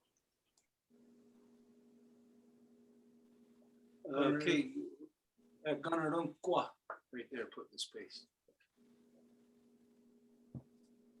Gunru quatserowana. Gunru quatserowana. Gana runqua serowana. Gano non quatserowana. Gana runquatserowana. Gano rum quatserowana. Gano runquatserowana. Ganu runquatserawana. Gana ruquatserana. Gonna runquatserowana. Ganarunqua Sarawana. Ganarunqua Serawana. Ganarunqua Sarawana. Garunqua Sarawana. Ganarunqua Serawana. Ganarunqua Sarawana. Ganarunqua Serowana. Circle. I got a question for you on that one. Okay, huge love. Okay, can this be the person just saying that I have a huge love for potato chips? Yeah. I have a huge love for barbecued steak. So a person can say that word anytime. That, of course, it has to be fitting. You can't just use it for, I love watching my favorite TV show. You wouldn't be using this word for if it was potato chips or something else. It's just there. You would say, "Wagegas margarita." Just means I love to eat chips. Okay, can you give us an example of how we would use this one? Yes, Ganarunqua Sarawana. Well, okay, look. You've seen everything come out in the last few days, the fiddleheads. So you would say, it will come into the next word. But Ganarunqua Sarawana, she has a great, huge love that we were able to see the fiddleheads again. So it could be a way of saying springtime, Yeah, of identifying the spring. yeah. When everything comes, boom, when we're talking about, okay, right at the opening of the bush, we see these birds coming back. We see these animals coming back to life. We see the maples, of course, starting to run. Huge love. This is the time when it's coming. And then you could say that also at this time of the strawberry. Huge love because it's full blossom. Okay, so then you can see where application of this can be used. And when you do start to use this or apply it to specific scenarios, this is how the mind will actually change. It will change from a male dominant perception of these things to starting to be a matrilineal perspective. So just like remember when you were in school, they had you repeat over and over and over, 2 + 2, 2 + 2, 2 + 2. And then when you learned that, well, then you learned your timeses and you had to repeat it over and over and over. This has to be repeated over and over also, but there's like a double amount of effort that has to be made, because first our this has been covered up through the false education, and so we have to uncover that, and then we have to make it grow, sort of like what we've seen today. Perfect example. This is why we're part of everything is in this vein today. Edith was clearing out the sweat lodge today, and she found some, she lifted some stuff that was on the ground, you know, wood. And when she lifted it, she found some small things that look like fiddleheads. They weren't fiddleheads, but they look like them. They were only growing that way because they were compressed. They were oppressed from the way they would naturally grow. So we got to do a double effort here, everybody. We got to get this poison out of our mind of the male dominance, the modern academic world that we've all been fed. And then we got to let ourselves blossom. We got to let ourselves grow, prosper the way that our mother intended. So it's a double effort here. So if you think you could say these words a few times, yeah, it'll get you there, but you really have to keep repeating. And even if it's not so much the Kanienkeha word, it's the concept. Repeat it. Drive it into the fiber of your being, and that will push out the male dominance. Steve has his Who? It's Steve. Okay. Steve? Hey, sorry guys, I'm kind of a little late coming to class, but just a quick question. So gonorunkwa is the direct translation of that. Is it love or is it medicine? Is there such a word for love from Kanienkeha into English, or does it mean, is it more along the lines of like medicine? Medicine. Gunarukwa means you are my medicine. Yeah, okay, gotcha. So it's so there's really no like translation for like love, the English word love. It's just medicine, right? It's medicine, yeah. Well, you see, this is where we identified earlier. Really, it's the person, how they can express their own their own love, how they can exercise it. So anybody can say, even in English, you are my love, and you can say you are my medicine, and it will mean if you say medicine, it will mean love also, but then the medicine means something a little bit more or a little different than just love, you know, or you can see that they're on different, like on different levels. You know, if we want to put love higher or medicine higher, whatever, we just know that they're in a different area, that a medicine is identifies that you're what heals me. You're what makes balance in my life. It means the same thing when a person says, I love you, or you're my love, or whatever, you know, it's the same thing. So that is a direct translation. It's just that in Kanienkeha, the direct translation means so much more than love.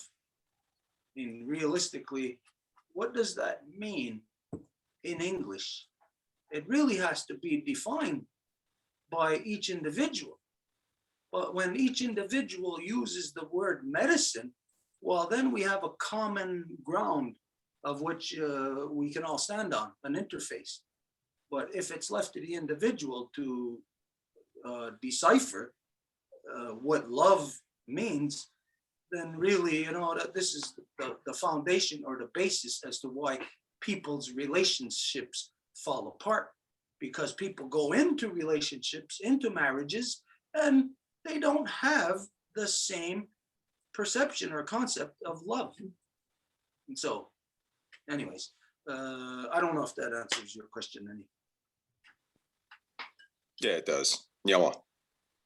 Because onukwa, it comes from the root word onukwa, which is your base. That's why you build your house on a good foundation, and then you're okay.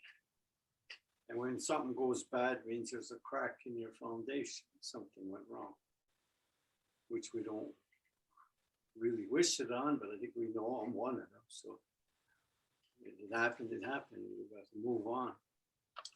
Which shows us then, if we do not first have the collective perception of love, we will go into a relationship with an individual perception. And that will be two people with two individual perceptions.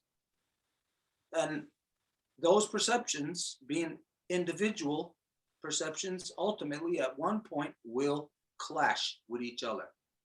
This is the reason why in Longhouse you have, it's the perfect balance, because you're taught from the time that you're a baby, even before the time you're a baby.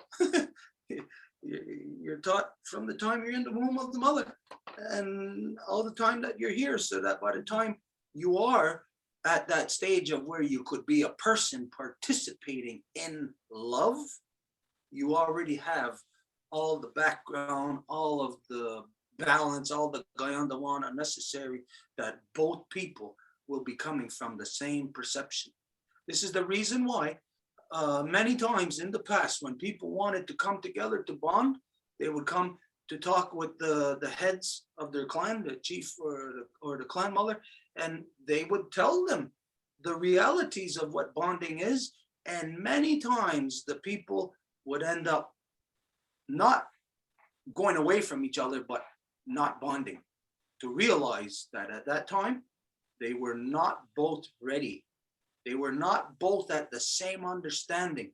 And so it's only those people who are ready, who are at the same understanding, who should be bringing people into this world, who should be having babies. Anybody else who is not at that level, they are not bringing love babies into the world. They're bringing imbalanced babies. They're bringing, in most cases, war babies. So in the longhouse, everything is provided to have a person in perfect balance within the society, within the creation, because the society is in balance with the creation. We have an interface, collective knowledge of what our collective position is on everything, and especially the number one thing, love.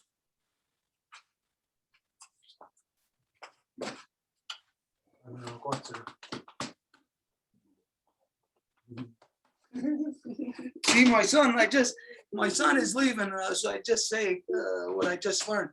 But then he says "Ganarunko" to me because all our lives, I every time I see him, I kiss him, I hug him, and I say "Ganarunko," and every time they leave, that's what I say. So we're used to that terminology. It's just like when I was younger, I used to say "Songoyatism."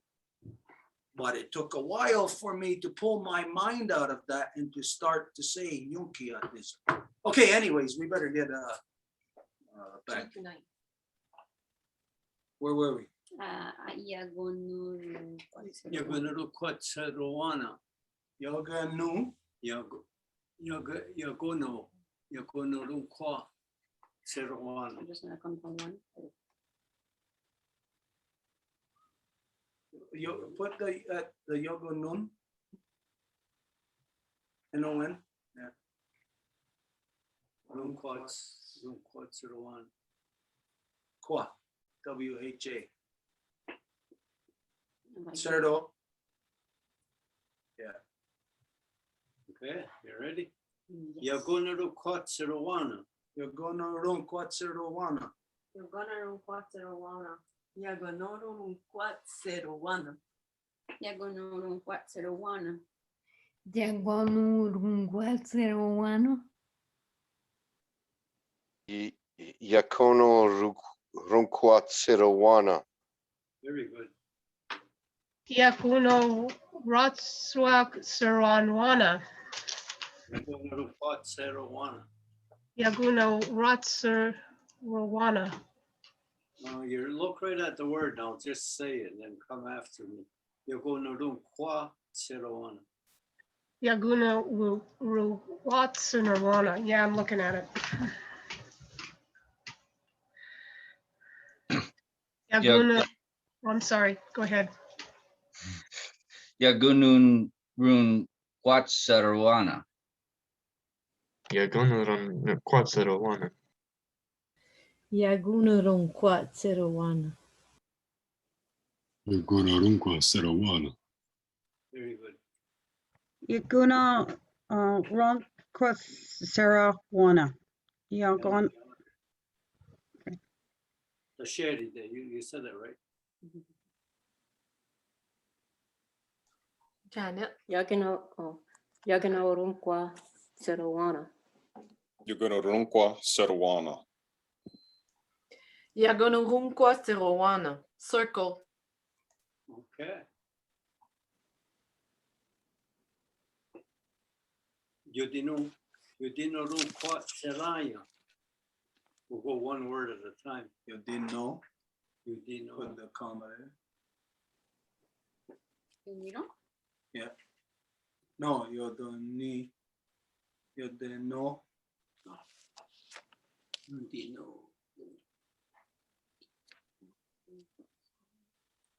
Qua after the A.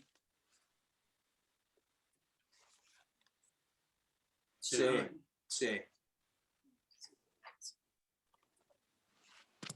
Okay, we're just gonna do that one word at a time.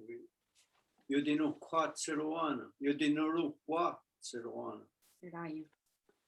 Yodinu Ronquat Serayana. Rayan.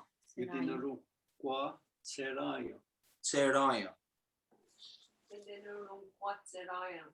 Yodinurung Quatsarayam. Yodinurung Quatsarayam. Yodinurung Quatsarayam. Yodino Runquat Seraya.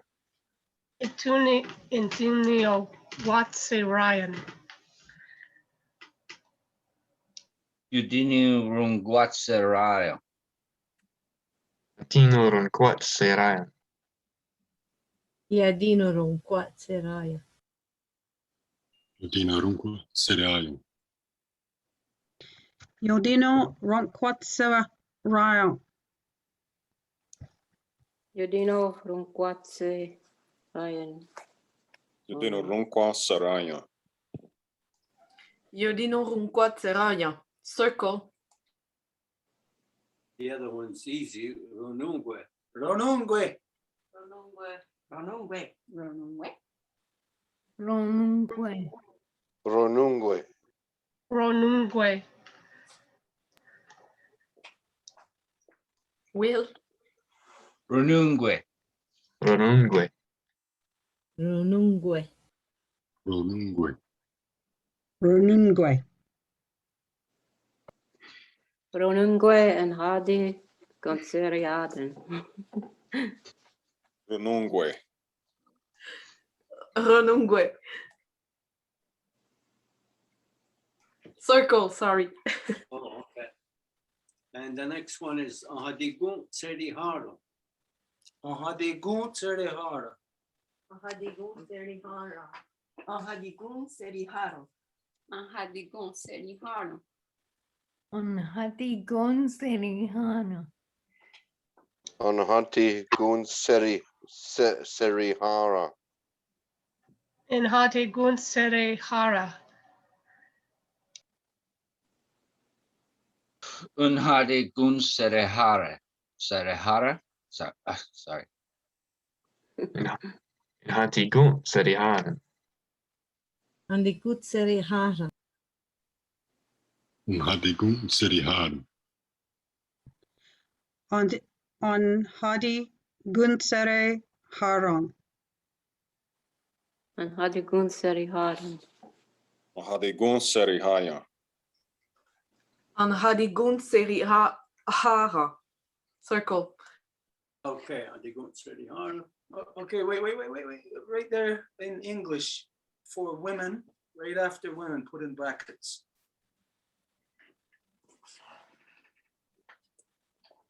Your mother. Wait, start. Your grandmother.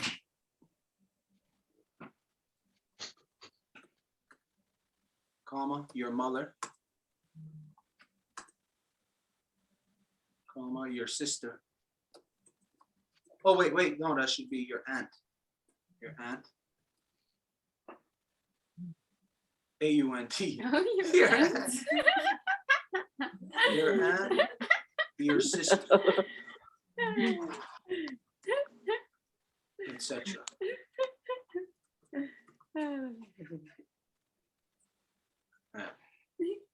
End bracket. Oh.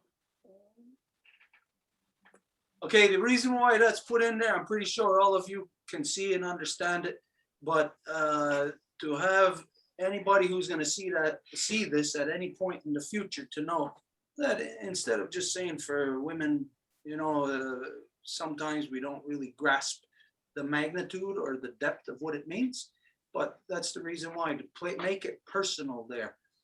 In order for my grandmother, my mother, my aunt, my sister, my friends, in order for those women to have love, it's the men must find a balance. So in this way, it makes it more personal when the person knows that you're not just saying for the women, you're saying all the women that I know, all the women that I've ever known, if they're gonna have love, meaning peace, okay, there's another thing. Right after love, put in brackets, peace. So there, just, I'm sure everybody understands then the reasons why we're putting these little English anecdotes, can we call it? There. Adjustments. Okay, anyways, let's move on. Okay, this next, I'm gonna test you now, we'll make it a little, so we already did Runungwe. Onekti, we're all familiar with that. Just that other word, on the Wayena, if you want to split that, it's up to you. On the Wayena, or if you want to say the whole thing. No. You're good? Yeah. Okay, I'm gonna say it and we're ready. Runungwe, Onekti, on the Wayena. Runungwe onekti odewayena. Runungwe onekti ondewayana. Runungwe oniti ontiwayana. Runungwe onexi on the Wayana. Runque onexi andewayana. Marc, t'es muté. Ronunque onexi antewayena. Excellent. Onaque unsi antewayana. Ronungwe unexti undewayana. Runungue onetski entewayana. Runungue onexi andewayana. Nungwe onexti undewayena. Ronungwe onekti ondewayani. Rununque onexi andewayana. Runungwe onexi ondewayana. Runungwe onexi ondewayena. Circle. Okay, now. Right, the other one. Nahodon, Yuguaderi, Wayoni. Waderi. Yungwad. Yeah, Yunguaderi, Wayoni. Okay. Nahodon, Yuguaderi, Wayoni. Okay, and that what dirty is the H necessary there? Yeah. Nahoda yung guaderi wayane.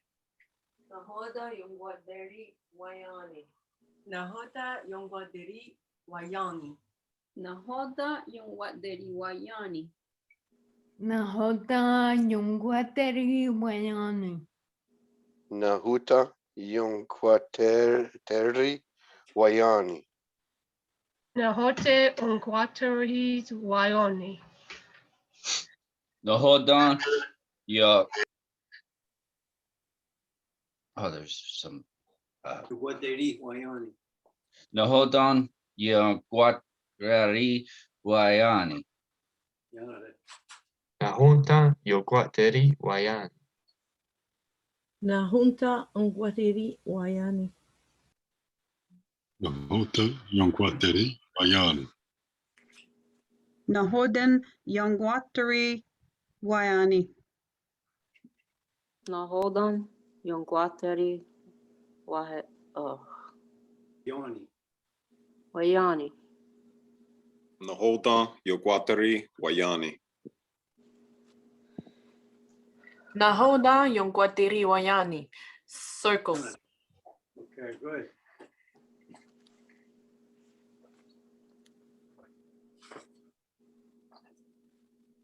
Agagun Tseri Harage. Agagun tseri hardage. Agagun tseri harage. Agagon seri harage. Agagon Seri Harage. Agagon seri harge. Agagun seri harage. Akengun Seri Harakan.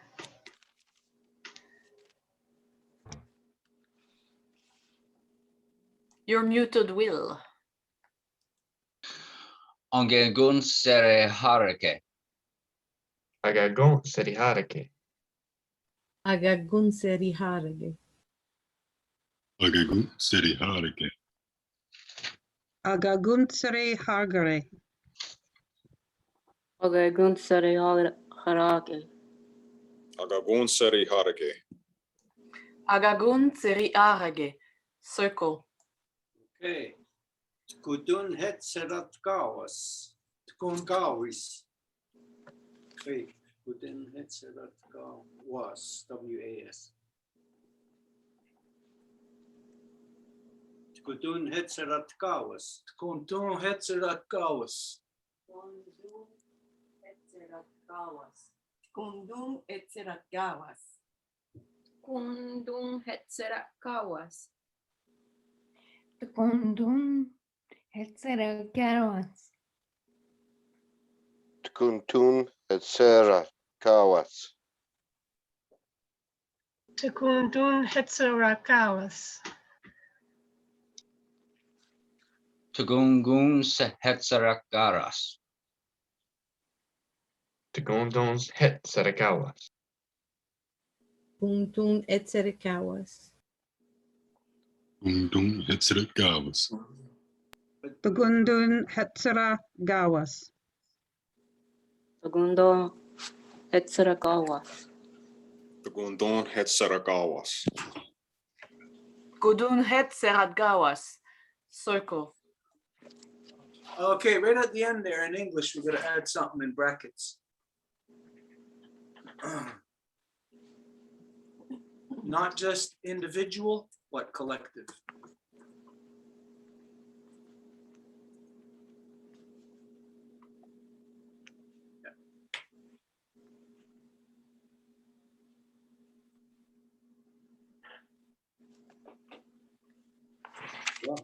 Wahana look what said I you there, honey.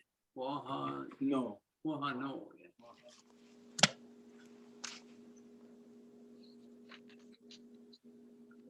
You want to split it there? Yeah, Wahano. no.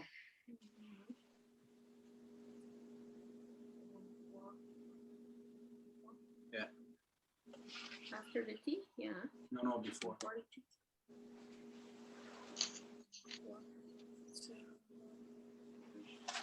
How do you say that?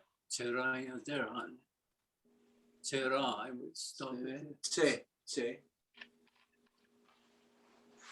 and try to say the rest. Raya there, honey. Wa Rayan.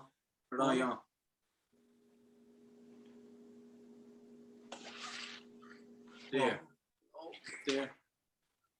Yeah, there should be another one. That's a big one.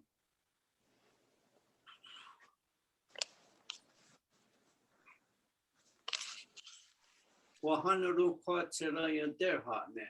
100 quats rayan there, honey. Wahanarung kwat serayan der honey. Wahanurung kwat serayan der honey.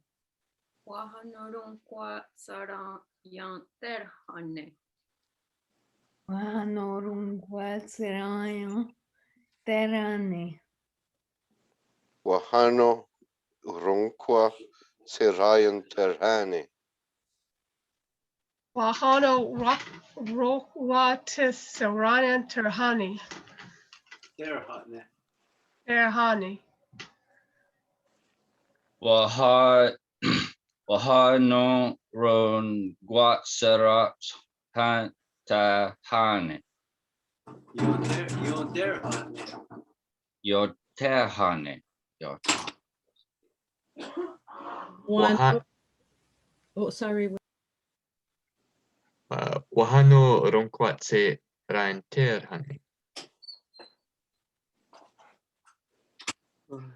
Eric, did you say it? Yeah.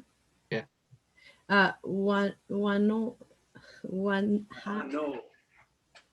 Sorry, I missed it. Wahano kwat said I you there, honey. Wanara runquate ra yenderani. No, what you're doing at the beginning, you're saying Wanardo.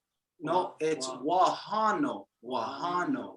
Wahano runquate ra yenderani. That's the one. Wow.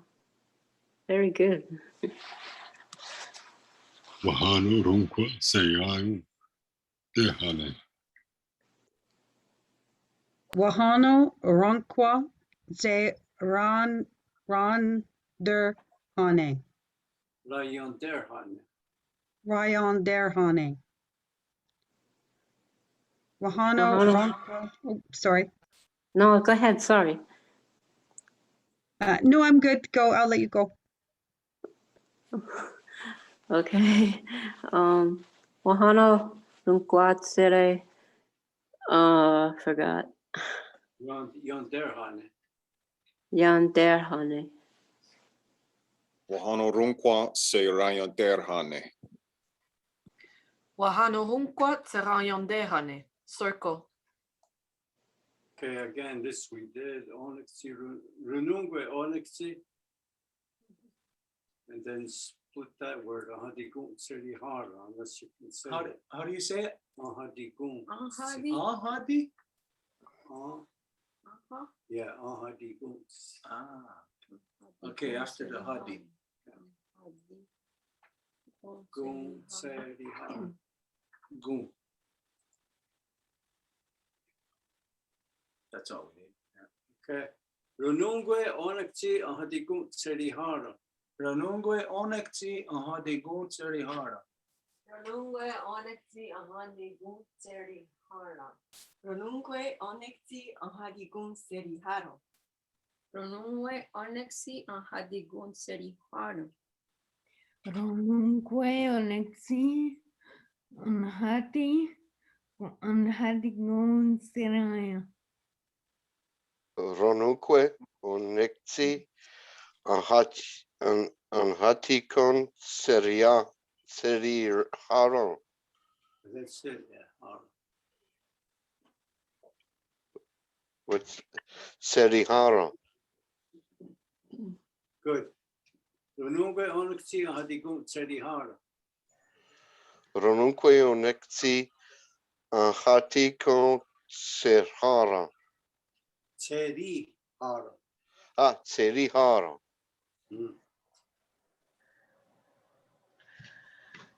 Roniguwe Oniketsi Enihati Kon Sesirhari.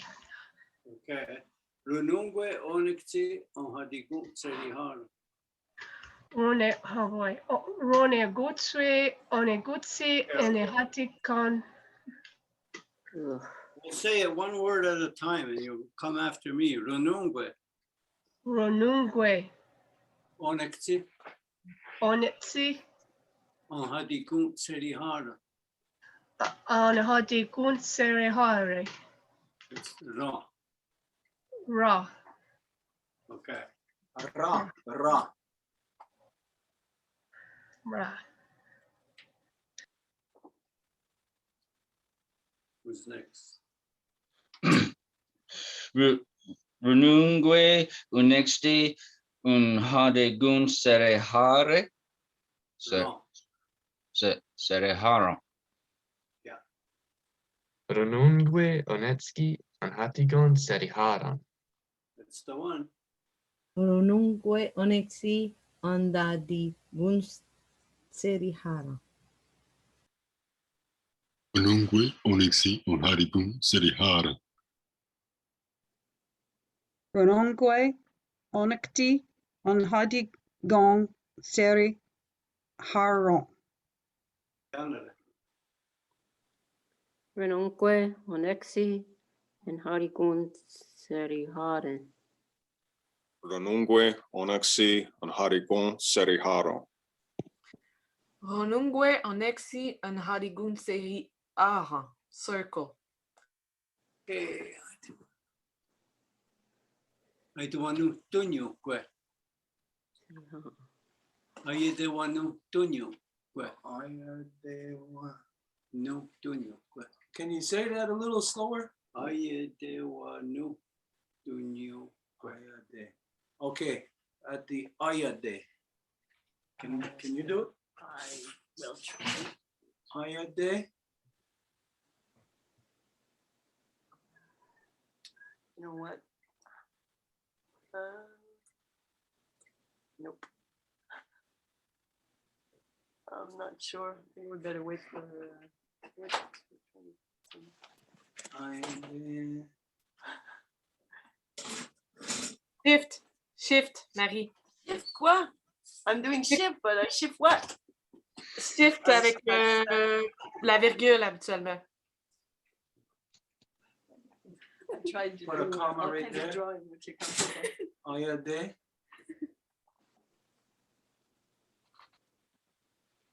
How do you say the rest of the word? Ayete wanu.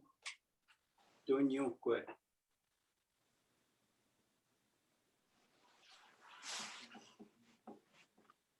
Yeah, right there, yeah. Okay, you ready? Ayete wanu dunyu. Ayete wanu dunyukwe. Ayade wanyong dunyokwe. I had the one. Let's see it. I had the one Good. Ayete wa nung tunyong kwe. Ayete wanu dunyukwe. Ayete wanung tonung. Ay. Ayete wanun tunyunkwe. Another. Ayete wanoktunakwe. Aya dewa ne nun dun nyun. Oh, sorry. Aya dewa nun dun nyun gua ne gwe. Ayete wanyo tonyo kwe. Excellent. Muté, France, t'es muté. Ayade wanu nu dunyunkwe. Ayete wanu dunyunkwe. Ayede wanun donyon gwe. Ayete wanun yonkwe. Ayete wanu donyonkwe. Ayete wanun tunyong kwe. Circle. Hey, Guyana. That's the only one we need there. Guyana Serago. Dano. Guyana Serago Dano. Guyana Sarago Dano. Kayanara Serago Dano. Gayanera serago dano. Gayanera seragu danu. Yanara seraguntanum. Kayanera Serako Dano. Keanara sarakon dano. Kaya nara sarakon dano. Kayanara saragontano. Gayana rasara guntano. Yanara Saragon Dalu. Ganara Saragon Dano. Gayana rasara gon danan. Guyana Saragon Tayo. Gayanera serago dano. Circle.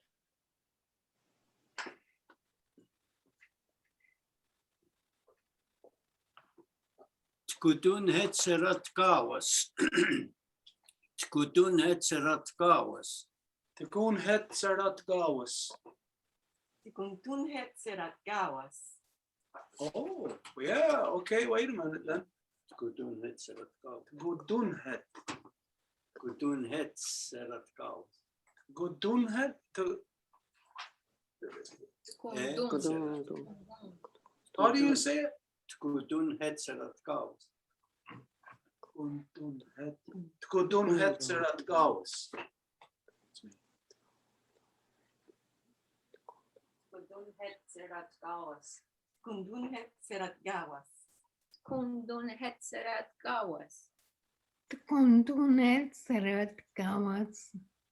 Kuntunet Serat Kawas. Tugun het sarakawas. Tugun het sarak gawas. Taguntunhet seragawas. Kuntun etserat gawas. Tikun het Sarakawas. Oh, sorry. Tagunda het seragawas. Okay, Harold, Lisa, Janet, Steven. Harold.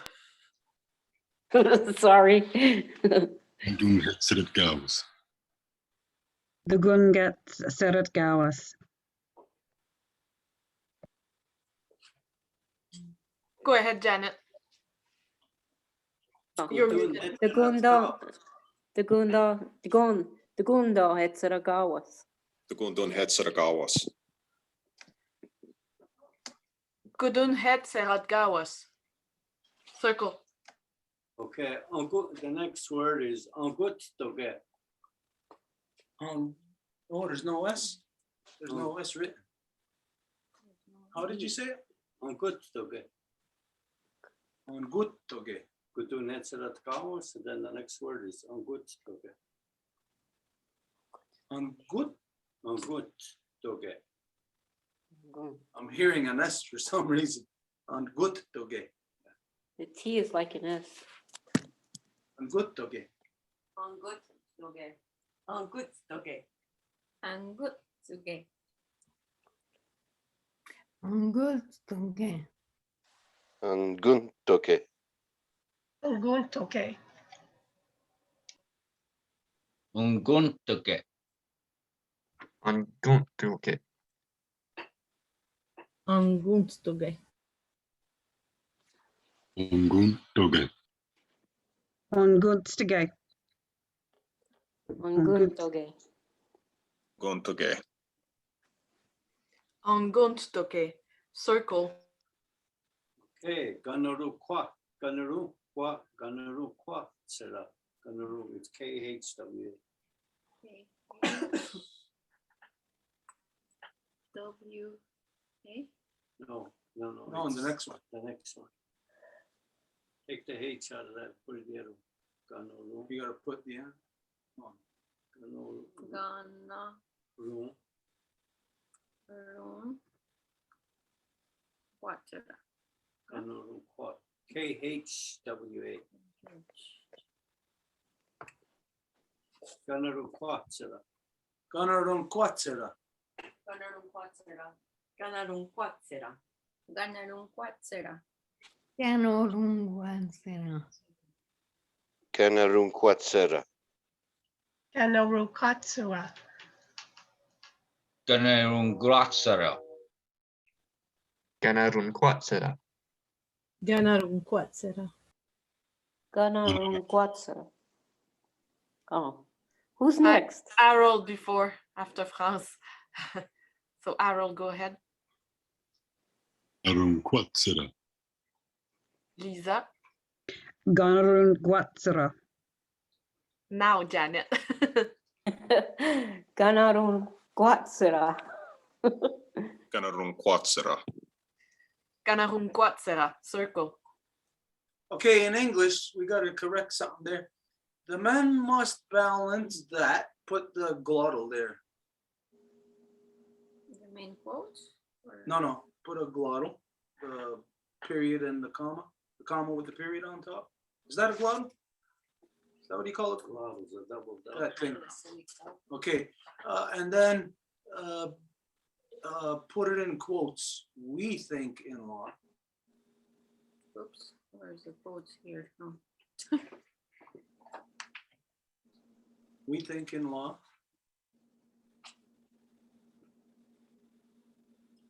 We think in law. Okay. And that the life givers feel, think in love. That's in quotes.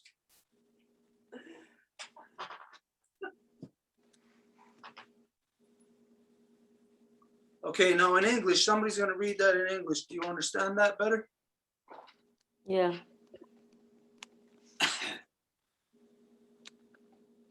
Okay. Ganarun, comma.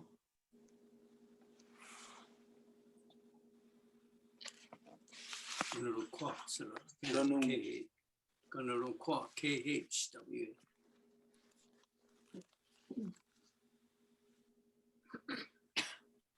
That's all we need there. Might as well- Yeah. Ganaru quatsera ne runungwe. Ganarun quatsera ne ronungwe. Ganarun quatsera ne rurungwe. Ganarun quatsera ne rurungwe. Ganarun quatsera ne runungwe. Canorunguansera ne Ronunque.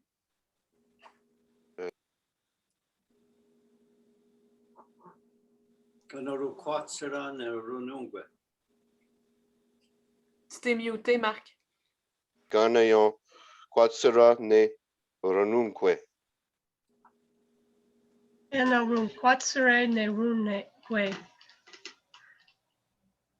Dore nunquatsara ne ronungue. Cananon quatsara ne ranungue. Generum quatsara ne ro nungue. Anarum quatsara ne ronungue. Gonaron quatsara ne ronungue.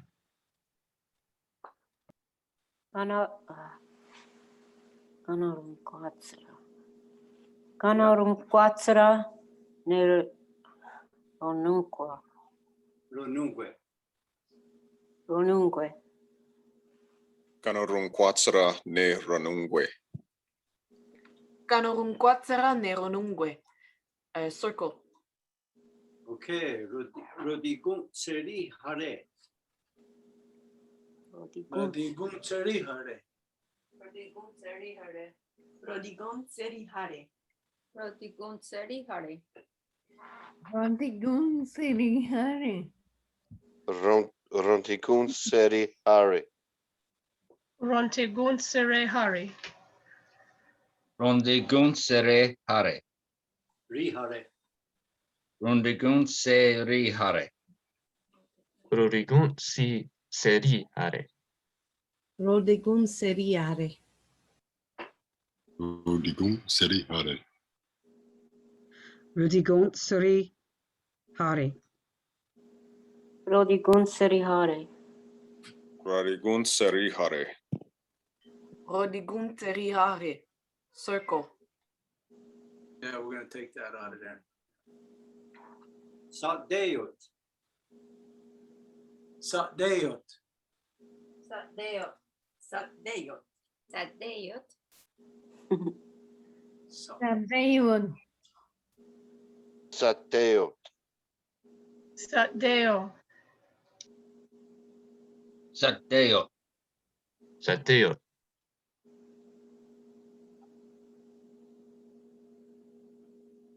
France. Sadeo. Zateo. Zdeot. Zatdeot. Sateyot. Sateyot. Circle.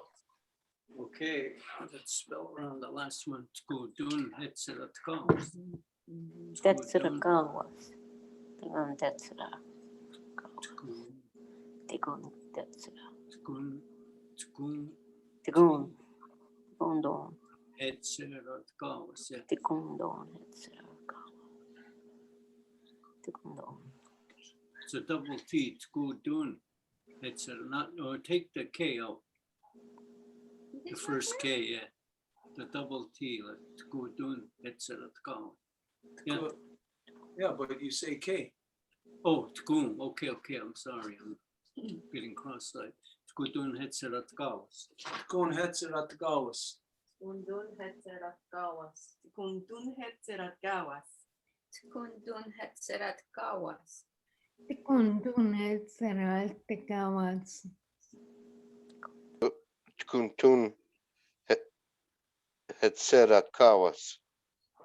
Kunten hetserakawas. Tukundun hetserakawas. Gontun hetserekawas. Kuntun hetserakawas. Tukundun hetzerat gawas. Dugundun hetzerat gawas. Tigundon hetzeratkawas. Skundun Hetzeratkawas.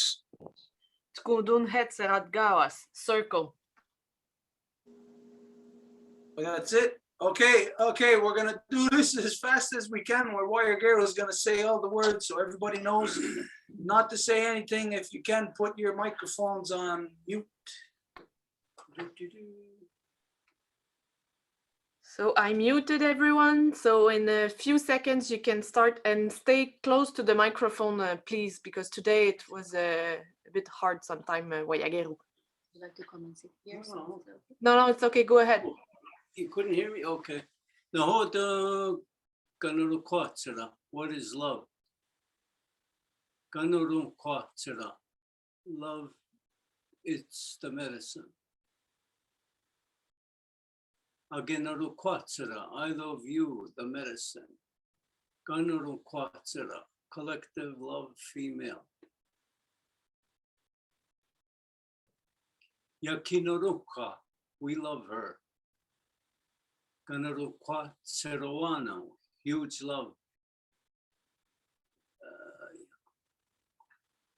Yagonarukwa Seroana, Sky Woman, original love, passing life force. Okay.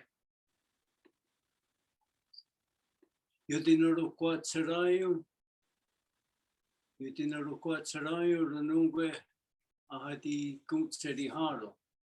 For women, the grandmothers, mothers, aunts, sisters, peace to keep in balance.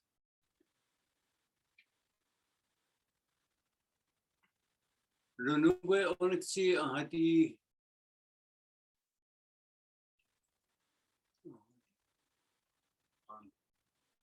Okay, Runungwe Onyxi Odewayana Nahodo. Yuquaderi Hoyoni, Aguekun, Agakun Tseriharage, yeah.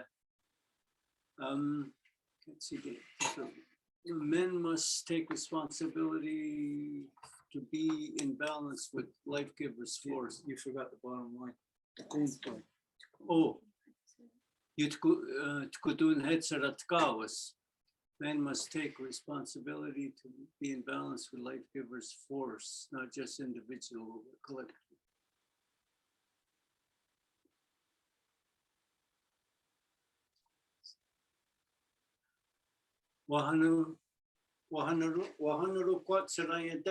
He finally found what love is.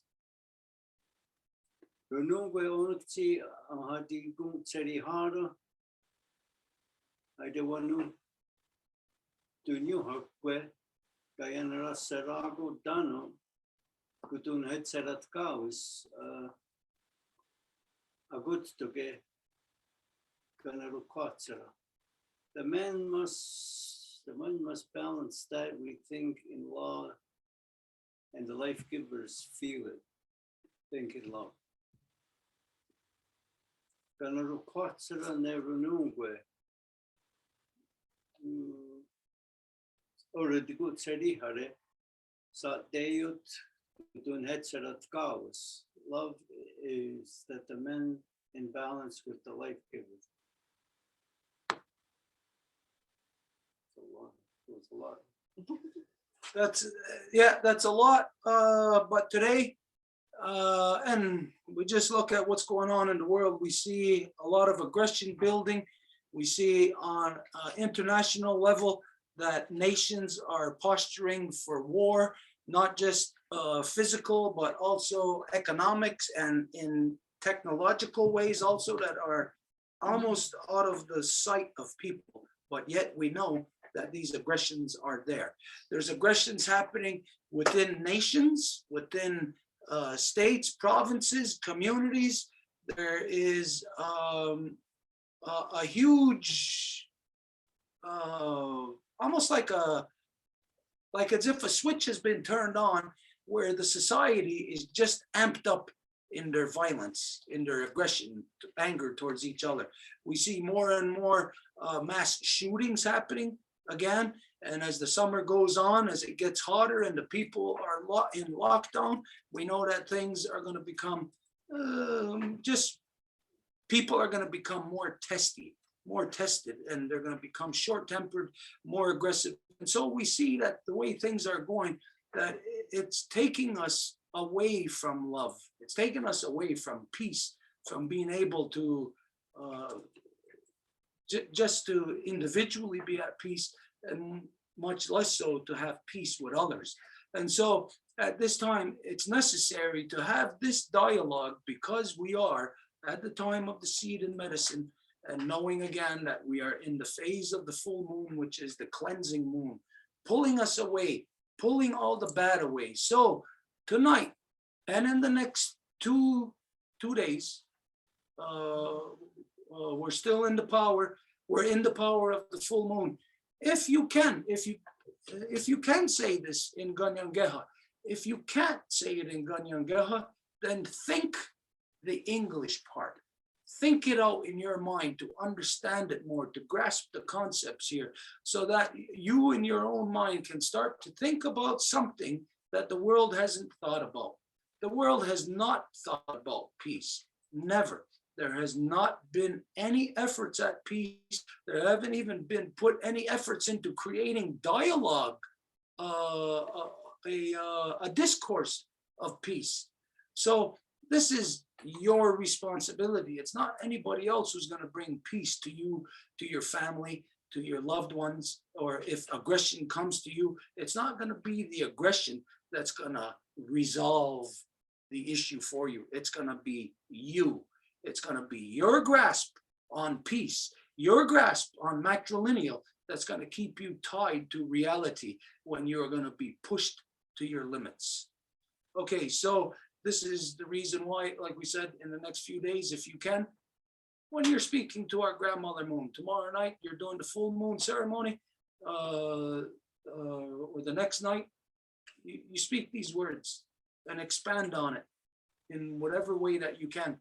And then next time you come back to us and you say, oh, there's this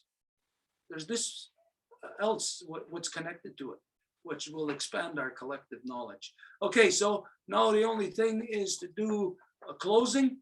So is there anybody who wants to, Well, maybe France, because she has her hand lifted.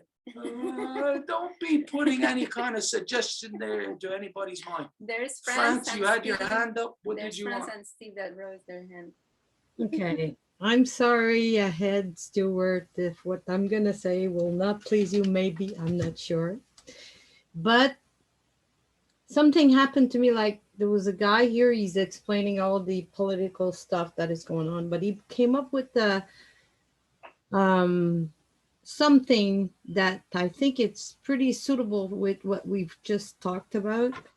And he was saying, like, the pro measure, the people that are pro-vaccine, that are pro-mask, pro-everything, they have this kind of thing where they feel like they're going into the good side guys because they are making like a ritual of putting a mask, a ritual of getting a vaccine. And this guy was coming with this, and he was saying the non-pro-vaccine, the non-pro-mask, and the non-pro-measure, they have not a ritual to offer to people, and they will feel that they're joining the good guys. So I've been talking about this to Govinda, and I felt that tonight that it was my turn to bring it up, because it feels to me that what we have to offer, the non-pro measure, and we have to offer life and the great law of peace as a ritual kind of thing to counterbalance this. I'm not sure if I'm using the right words, but I hope you grasp the concept, and I was wondering what you think about it.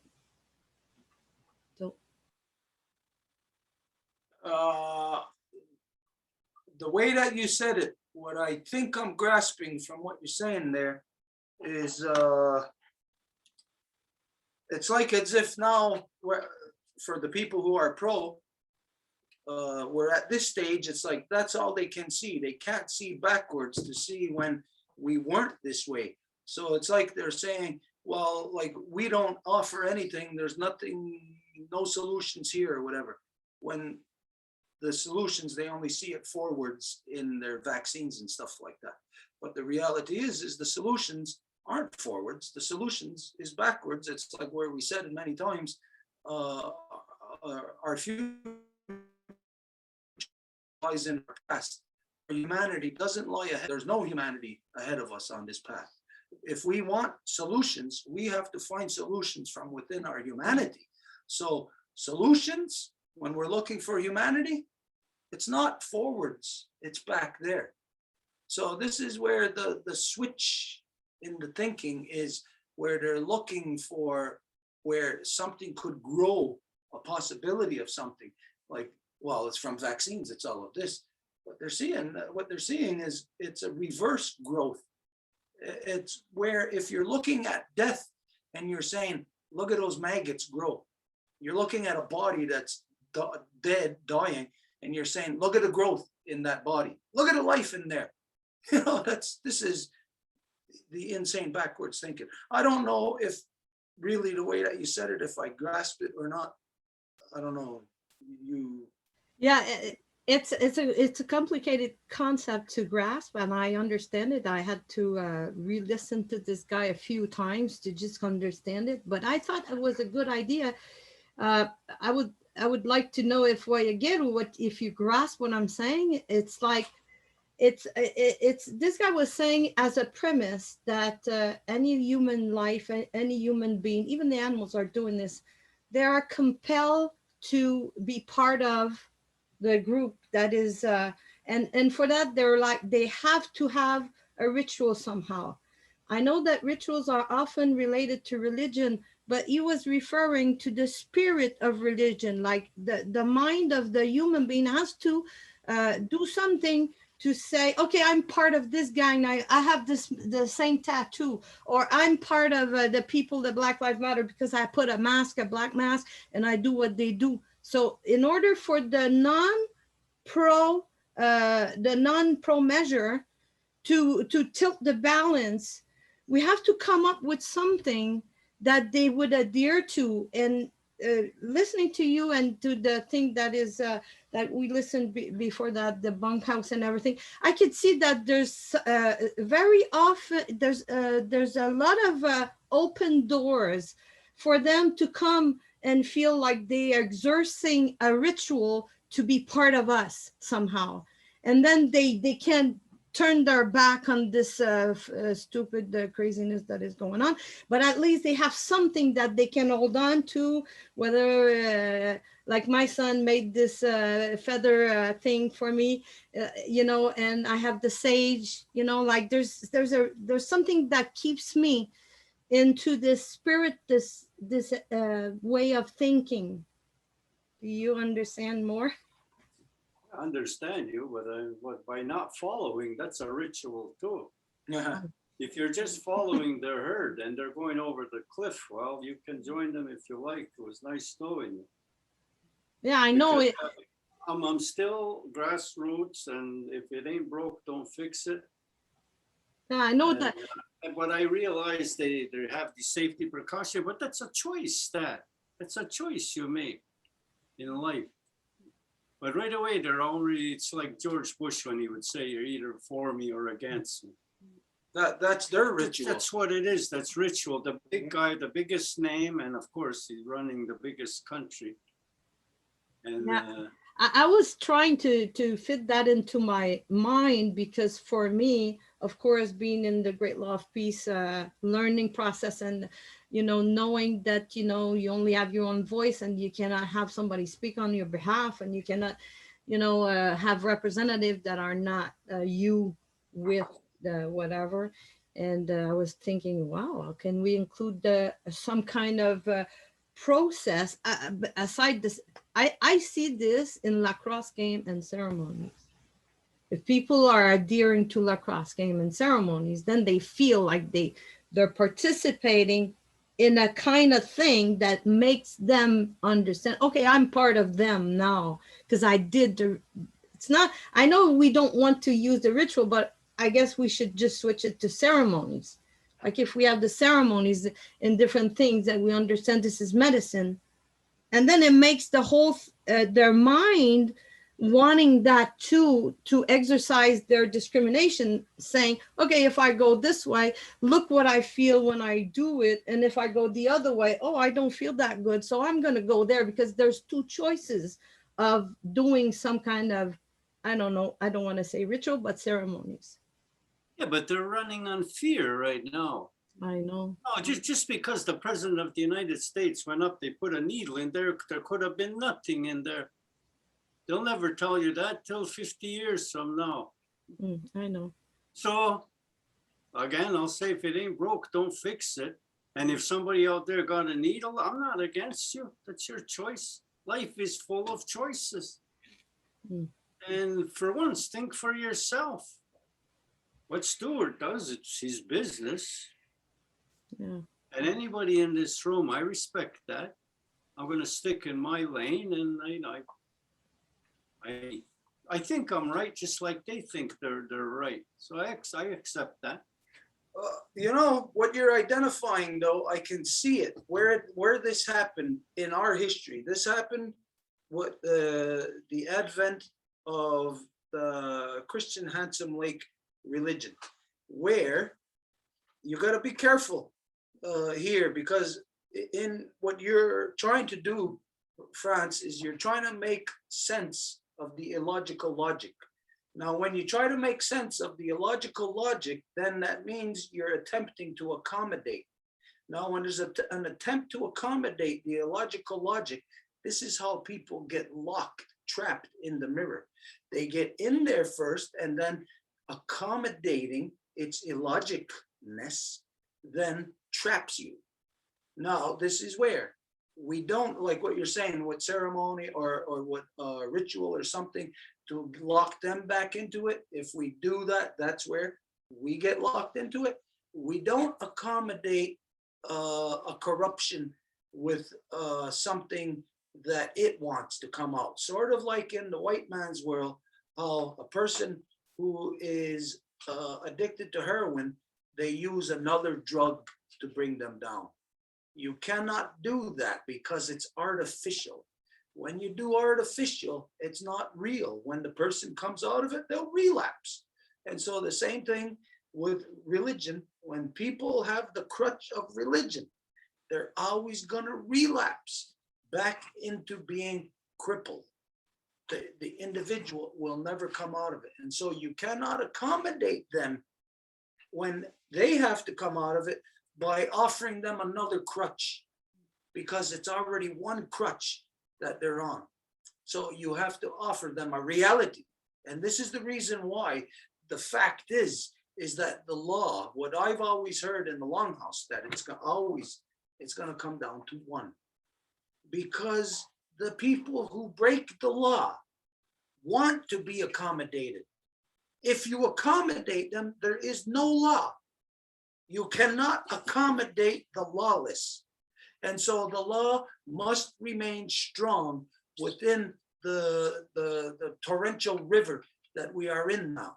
And so this means, no, we do not accommodate. Basically, it's like what you're saying. There's bodies floating down the river, and we're on the island staying strong, and they want us to jump into the river to go try to help them, to accommodate them to come to safety. No, will not happen. And so don't try, or don't allow yourself to get caught up in the white man's illogical logic. And mind you, I am saying the white man. This is the male dominant illogical thinking, because it's only one side of the brain and it does not function. So don't ever try to accommodate that. You're going to drive yourself crazy. Thank you Okay, very much, because I was, it was turning into my head thinking, why they don't want to be free? You know, it's like, why did they always want like a carrot and a stick? I just don't get it. Anyway, thank you. Okay, we do have to keep moving. Maybe Wednesday we bring this up a little bit further. Okay, let's go on to who else There's has. Steve and Janet. I have a quick question. And this is actually something you don't have to answer now, but it's for you, Stuart. I hear a lot of dialogue and a lot of language used to address the imbalance of the male, I would say nature and energy. But what I don't hear a whole lot about what needs to be done, or what measures are taken or practices are taken when you have a woman who is very imbalanced, or maybe a woman who is aggressive. I hear a lot about men, which I think is rightfully so. I think a lot of the issues that we have in the world are because of backwards male dominant behavior. But there are women out there who are possibly just as bad. What do you have to say about that? I'll say, give me 1 second. 1 second here. Headlight. Anybody see the headlight? Hang in there. Right there. Give me. I gotta find that plant. 2 seconds.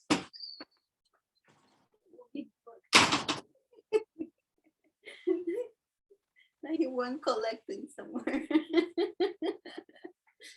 Good question, I guess. Okay.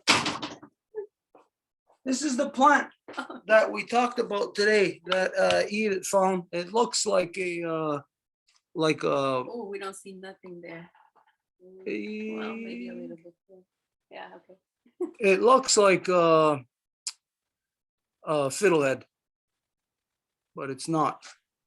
Anyways, if it was not, if there was no wood and stuff over it, it wouldn't look like this. So we know what it would look like if it was not covered up. So then we just look at this and we say, look at her. Look at how messed up she is. She's all out of shape. She's not the way that she's supposed to be. This is every woman in the world for thousands of years of male dominant corruption. And so today the problem with men is that we're looking at individual women who have been adjusted over through a multi-generational trauma known as male dominance, democracy, religion, all of this. So the end result of what we're looking at today, it doesn't matter at any given time who the person is, that woman is gonna be distorted. Her life is not gonna be the way that it should be. And we will look at her and wonder, why are you like that? What's wrong with you? Why are you so bad, so mean to your children even? Why are you so mean to your husband or to whoever? Or where is even just say the lack of love? How come you're a woman and you don't have compassion? How come the women are this way today? It's because, yes, we men over multi-generations have oppressed. Now we can say in the here and now, no, I haven't. If we are still accommodating the same corrupted behaviors over the last couple of thousand years, then we are oppressing that woman. We are the reason why she is anything that we would say, how come you're not loved? How come you're corrupt? How come you whatever? It's because of us. So in all things, like anything, if we want, like easy example here for everybody in the world to understand, if we want to invest something, money, we want the highest return. So let's think of it that way for a male to look at the women. We want the highest return. Then we have to do the highest, which means then we're looking at, she's got that board over her that makes her grow that way. We got to remove the board. Yes, I'm still focusing on the male because no matter what, it's the male that has created the screwed up circumstances of which every woman has to live in. And every woman today if they're not raising their children on their own, they have to work. And a woman who has to work and have children, her mind is splintered because all the while she's at work, her mind is on her children. And if it's not, then her mind is becoming more and more male, more corrupted. So it means that we have provided a circumstance of which the women are forced to live in that they can't. They were not designed. Women were not designed to live in a world of commodification, where men inflict upon them that you have to live within this restricted time frame of 40 hours a week, and on top of that you got to raise your children, and on top of that you got to love your husband, and on top of that you got to balance your own life, and on top of that you got to worry about peace in the world that men are screwing up everywhere. So women have an unsurmountable amount of negativity upon them every single day by the collective of men still adhering to a multi-generational behavior of male dominant corruption. If you want the women in your life to be free of these things, then you have to be rid of the corruptions of religion around them. You have to offer them provide the space for them to have their counsel. If these things are not provided for them, they are never gonna have a balance where we expect back for them to at least treat us a certain way. No, we don't deserve it because we are still adhering to multi-generational stupidities that in most cases are not our own. We just accept it because it's what some colonizer comes around and rams down our throats. And after a few generations, it becomes our way. It becomes our custom to forget the realities of what is male responsibility. Love in this world, we can say women are the source, but it's our responsibility to make sure that love can live in this world. Love cannot live in this world because the men are killing her. They're killing her everywhere. I don't care if the women in so-called United States or Canada are able to go shopping in their nice Cadillacs and spend the day in peace and comfort, when women and children are having their arms and legs and heads blown off everywhere around the world as a result of the energy that those women driving their Escalades to the shopping mall are producing. They are producing the energy that goes into creating those other women and their children having their arms and legs and heads blown off. So this woman here who thinks that she's can have a good life and balance and be in love and have a regular relationship with a man, impossible. She cannot. As long as the corruption of male dominance is in control in this world, as long as there's 1 ounce of it that exists, there is no woman that's going to know love. You're going to know relative love relative to your circumstance, but it's like being one of the Jews in the Nazi concentration camp, and in your last days you find love. You think that's love? That is not love. It cannot be love. So that man in that instance, who's then maybe trying to deal with that woman who's in the Nazi concentration camp, and he's wondering, how come she's all of a sudden blowing up at him? Well, it's no surprise, because he's not doing what he's supposed to keep the craziness away from her. So the big answer to that question is that. Now, the small answer to that question is that, well, we got to examine. Is it? Each one has to be judged on their own merits. Is it really her that has to change? Or is it me?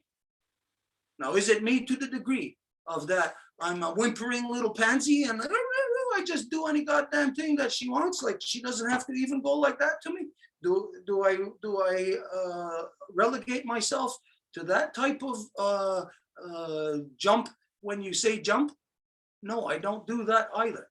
This is the reason why in things such as this discourse here with the male, having this discourse, to speak this means you have to think this. Now, to think this clashes with the way that every male on the planet has been taught to think.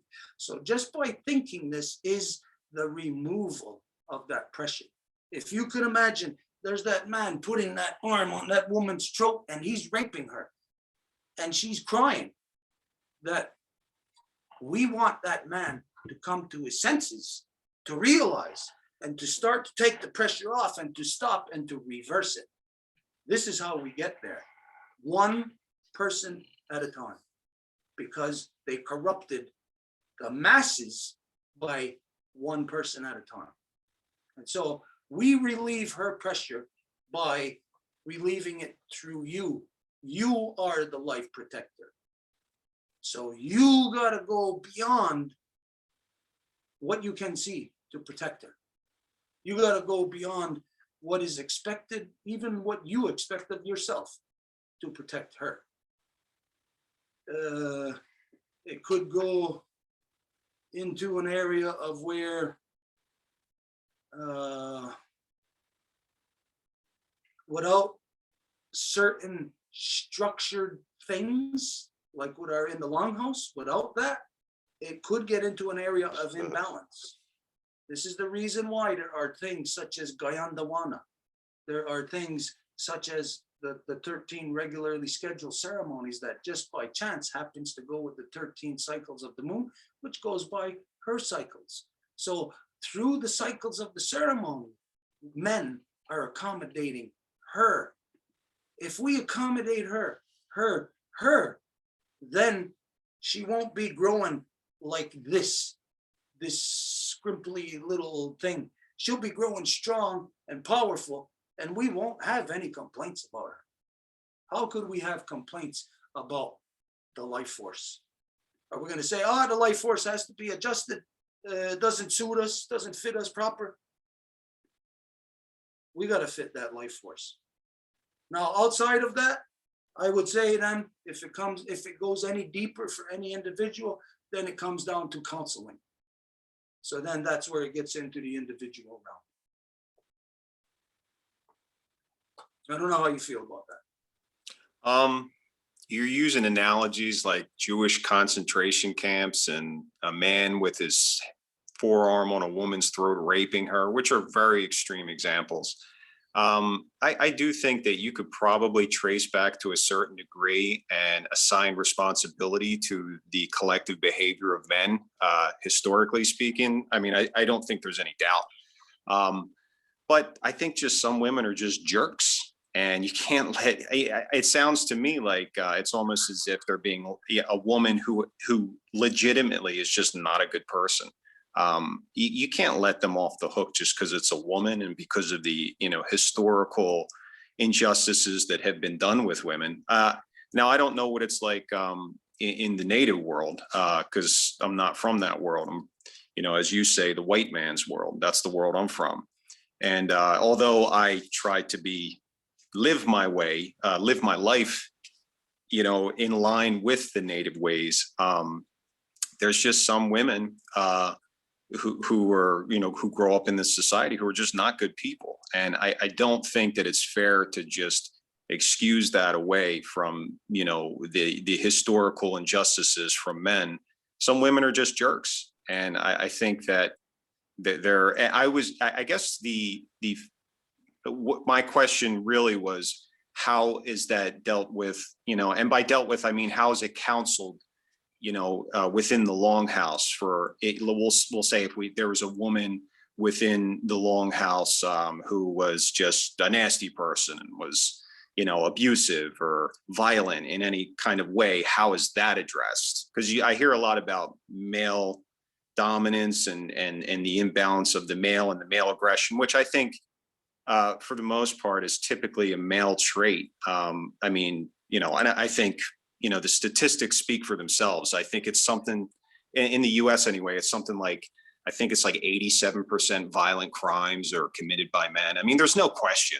I mean, men are messed up, but there's some messed up women out there. And I guess my question, I'm curious to know how the Kanienkeha addressed that with, within the Kanienkeha. As far as the white man's world, I don't know how much you know about that, but there's some messed up women in the white man's world. And I don't think that you can excuse that away from the historical injustices done to women by men. Not today. For the women who live, a cushy life where there's no man's forearm on their throat, they're not being hauled off to concentration camps, which I think is a really extreme analogy to use. You can't even compare that to. Now, in some situations, maybe you can, and maybe in some countries you can compare that. Maybe some unique situations in the US, you can compare that as well. But I guess what I'm talking about more is I was curious as to how the Longhouse addresses something like that. Yeah. Okay. Right to the crux of the matter there. Yes. I'll present it to you like this. Yes, there are good and bad people in everything. Women, men, good and bad people. I've had to deal with this all my life. And what I have seen, and if this ruffles people's feathers, that's fine. If a person doesn't like this, then we could discuss this later. You could maybe prove me wrong. But what I have seen is within our nation that all of the divisions, all of the corruptions have been either directly coming from the women unwilling to adhere to law or purposely breaking law and of course it's for their own self-gain. This is what we've seen here in Ganawagi. I've had to deal with this all my life. Now, yes, you can say maybe that person, that woman, maybe you could say she's a jerk. Okay, I have to deal with her, like it or not, we have to deal with her. So it then becomes a matter of that, well, if it's a guy, the guy's a jerk, and well, maybe we'll deal with that guy a certain way. But a woman, we have to deal with her a different way. We can just quite simply walk away from her. But in the longhouse, then the how it's dealt with, the evidence of it is in this dialogue tonight, where it identifies that the men think in law. We must come to terms with this. We think a certain way. The women don't think that way. The women think with feelings. So that means they're thinking with their gut feeling. They're thinking with the hair on the back of their neck. They're thinking with the look in your face that makes them wonder, oh, do I go here? Do I go there? The women are thinking in ways beyond what we can comprehend, because they are thinking as an extension of the thinking of our Mother Earth, which means they're in the flow of our Mother Earth's magnetic field. The spirit is flowing through them. And so this is the reason why we have to accommodate them. But when it comes to jerks, in that terminology tonight of knowing that we think in law, they think in love. Our responsibility as life protectors is to accommodate their love into the world, how it fits in the law, in the world, if you could say legally, how it works, just like, again, if we go back to the double helix, and as the enzyme that takes a speck of dust just flowing through the air, takes it and puts it here, it has to adhere to law. There is a law that if it doesn't fit there, then the enzyme just takes it out. Is it that thing that decides if it fits there? Yes, it is. But how it decides is if it complies to law. If it doesn't comply, then the enzyme takes it out. So it may look like something else is deciding for it to remove it when it's not. It is its own self that is decided through its own corrupted behavior. So if a woman is a jerk, then this means that her behavior is corrupted because she is flowing in the vein of love. So if she's a jerk, she's broken. This is the first thing we have to understand. She's not what she's supposed to be. She's broken. And so if she's broken, then that means she is not thinking from within love. She's dysfunctioning. She's dysfunctioning. The only other option for her is to think male, which is not going to work for her. We cannot put us in her brain and she's going to think like us. It will never work. It'll always just break. And so it is us then that in order to deal with her, that we must bring her to a level of law. And then that's how she can be dealt with. And this is what has been done here in this house forever, is that it does not matter. If it is a male, he is dealt with in accordance with law. If it is a life giver, she is dealt with in accordance with law.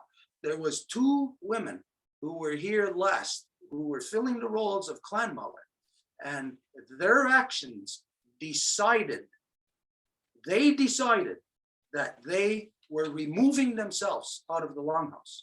And how they decided was by not upholding law. Now that, in a sense, makes that woman who's now outside of law, who's a supposed clan mother upholding law, that would put them in that category of a jerk who is broken, who is outside of her identity. And so at that time, What we did was we had to bring them down to law, to council, and then in council, it's their words that then makes it easy for you to see how you're going to apply law. And in council with us, the example is that the woman actually said, let's just not apply law. That's all I had to hear to know how I am going to apply law to them. Because when they said, let's not apply law, that meant they are not going to apply law. That meant they gave me the authority to apply law to them.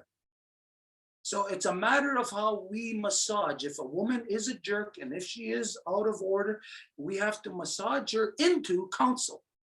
Because otherwise, it's just an adversarial argument that will never get resolved. There's no resolution to it. Yeah, but So, they were, excuse me, Steve, but I'm sorry. they were born outside of law, came into law and decided to go back out of law. So they actually like the history. No, we can't pay for that as men. You know, you can't. See, we haven't lived in the longhouse in a long time where we had 10 families in here. Edith wouldn't be walking around with a black eye because I wouldn't stand for it. I wouldn't stand for it, or any male in the house. Or if it was me that did it, they'd fix me pretty quick. But I was brought up right. I was brought up by a woman who was brought up properly. And my father, you know, he was a good man, but he was terrible. He was religious. And I think I could have lived with an alcoholic father than a religious father, because you can sober up a drunk, where you can't sober up a religious person. They just gotta die. And so, you know, I know where you're coming from. I see that. So when you know, it's hard because we never witnessed living in a real longhouse with like I say, 5 or 6 families. We haven't seen that ever, I don't think. And it's something that must have been so strong and positive that why, you know, no one inflicted laws on the other. We were actually probably living in the 2-row before the white man lived, where the women were in their lane, we were in ours, and we went through life together. I'm just thinking this now. And then later, when the white man arrived, and because we were in the longhouse living that way, then they became the other part of that river. There was originally, in order to have this kind of balance and peace, you cannot have a family or a nuclear family the way that it is today. They're like destined to implode, because the nuclear family, the way it is today, was created out of wars, out of economics, which was a business relationship. And even to really show the insanity, you go back like even just 100 years in the non-native world, and a man was choosing his wife based on her teeth, based on her strength in her arms, if she could do work and things like that. So, you know, and also her childbearing hips. So, you know, that there was things there in the relationship that wasn't about love. In the nuclear family, in the non-native world, it's about business. It's a business relationship. That's why people who succumb to that, they think that they're finding love. No, they're finding 2 people who can accommodate each other's lifestyle, and to accommodate each other's business associations, business relationship. That's what it is today. And so try to find love in there. Try to uncover love in that. You might find maybe a few strands of it here or there, but the whole general application of it, it's not going to be love. So in trying to find solution within that, it's really a crapshoot. Well, I definitely agree with you, you know, in that respect, given the, you know, current state and the nature of our, you know, society, the way it is and the way it's become, the way it has evolved over time. But I like the analogy, I don't know if you've ever heard of it, the flower that grows from the concrete is twice as strong as the one that grows in the jungle. And I guess what I'm getting at is, all of us, when you say white man, I assume you mean anyone with that European mentality. It could be somebody who's native. It could be somebody who's African American. It could be really anyone. Would I be correct in saying that? Yeah, it's the mentality, the thinking. Yeah. So I guess what I'm getting at is I think it's important for everyone. You got somebody like myself who comes from the white man's world, there was something within me that came to a realization that there are things that are seriously wrong here. And although that's something that I have been within most of my life, I found a way out to a certain degree. And it's something that I'm going to be able to pass to my son as well. So one could even go as far as to say that there could have been an excuse for, let's say I was to continue to walk that road and not take responsibility for my own actions in a sense that, I don't recycle, or I don't do things that are conducive to the overall health of the earth and being good to people. One could say, well, that's just where he's from. He's from the white man's world, so what the hell does he know? He doesn't know any better. So I don't like excuses. And, and I'm not saying that you're making it for women. I just wanted to clarify that I don't think a woman deserves an excuse either. I think both men and women need to take responsibility for their behavior, whether they've been, I'm not disagreeing with you that women have been, subjugated for thousands of years. And, I don't doubt that plays into it, but I think everyone needs to take responsibility for their behavior. And if somebody is a quote unquote jerk, they should be made to answer for their behaviors. And by that, I mean, it should be addressed and they should, work on changing, as opposed to just saying, oh, well, that's, you've been oppressed for so many years, that's okay. We get it. Well, you know what I'm saying? Well, I understand you there when you're saying that. And this is where I reiterate back to you in saying that she will not change. She cannot change because she does not have the mechanisms to change, the same way that in the non-native world, the male does not have the mechanisms to change. It must be provided.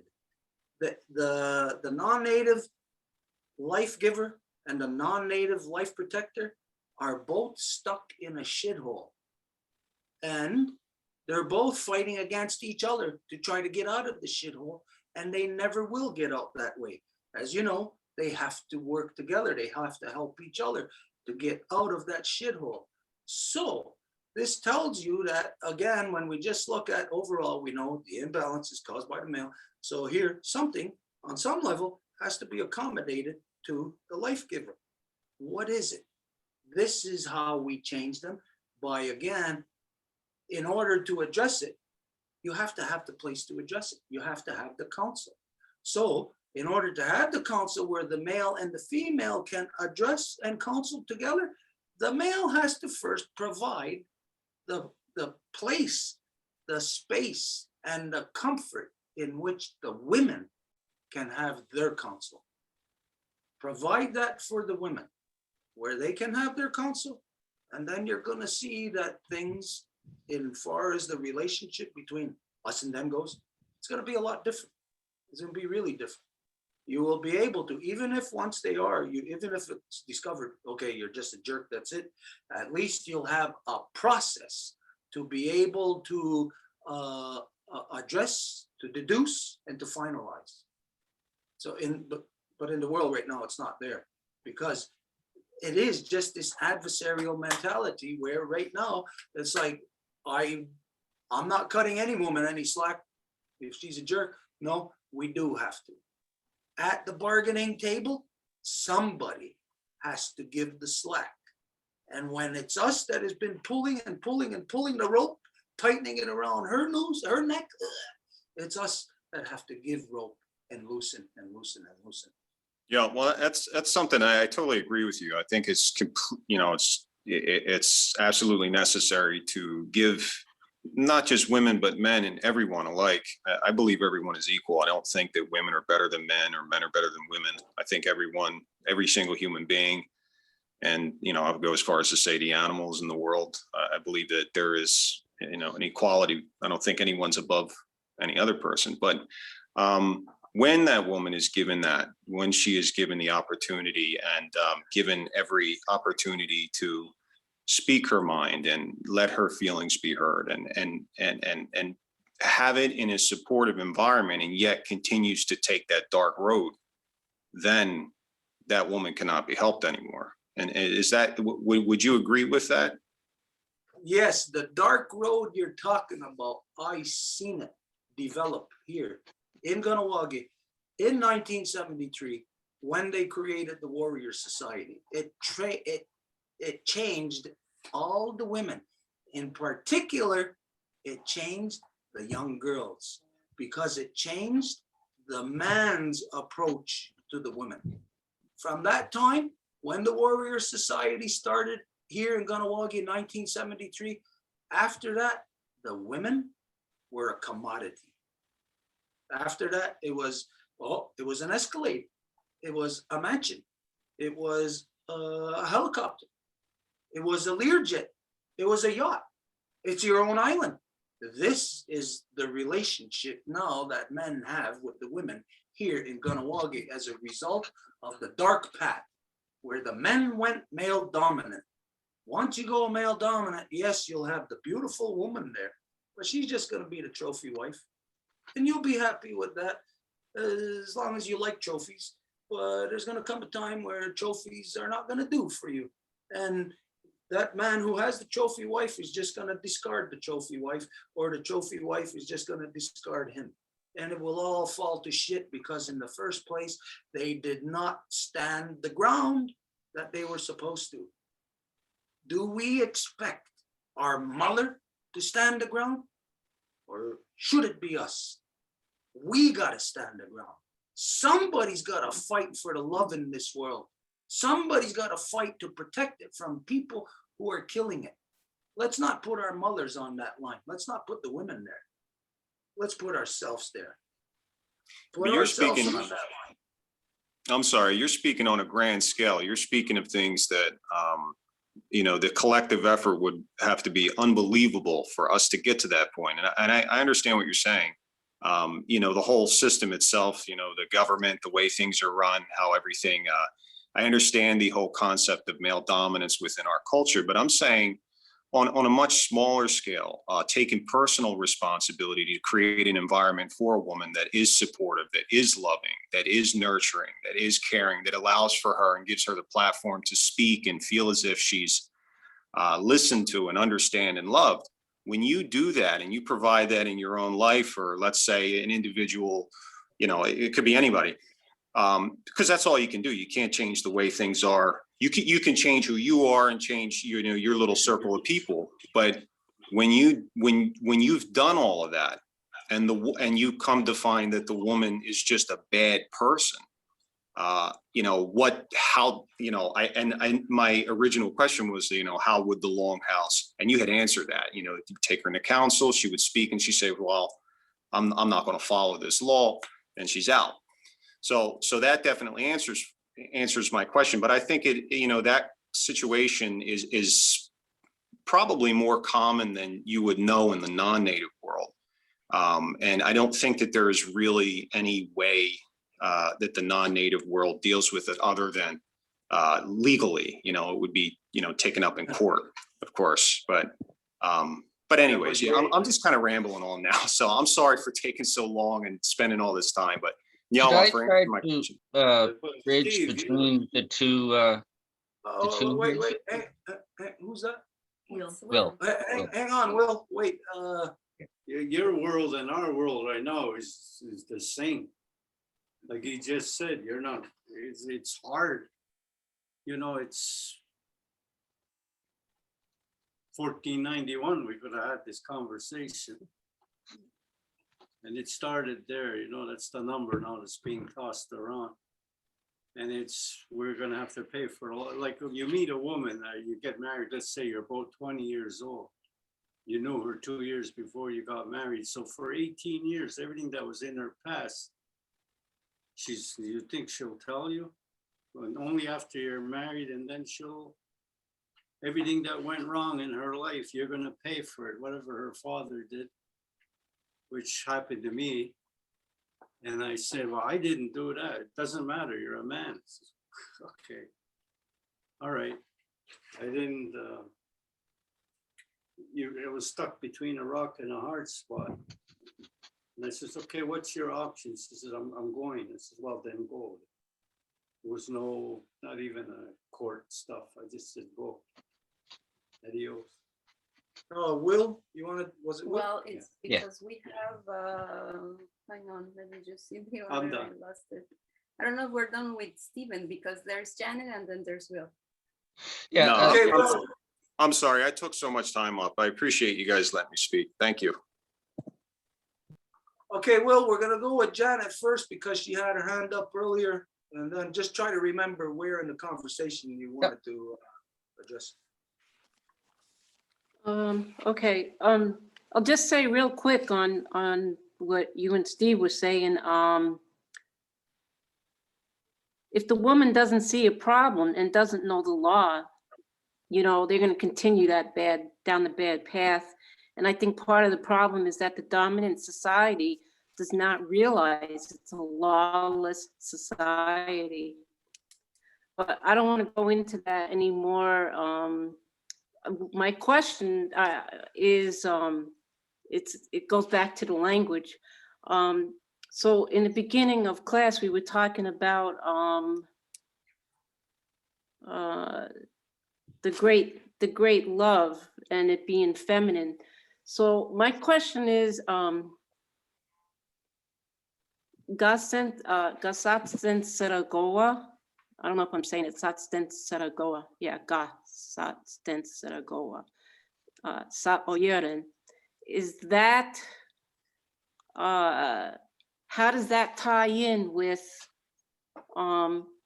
like, Sky Woman, the spiral of creation?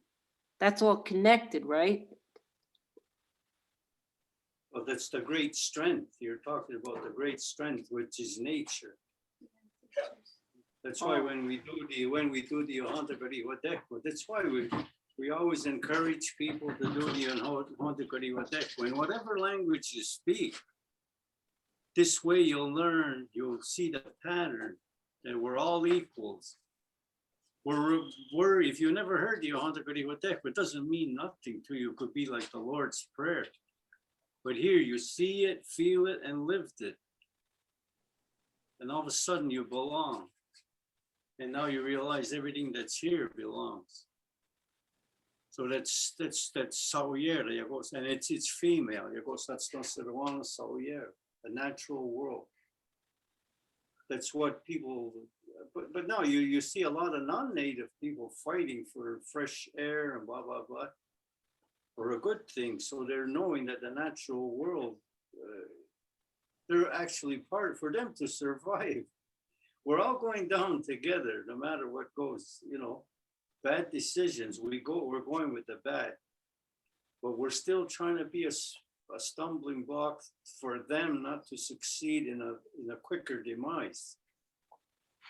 And some of them are actually saying, oh yeah, he's right, or she's right.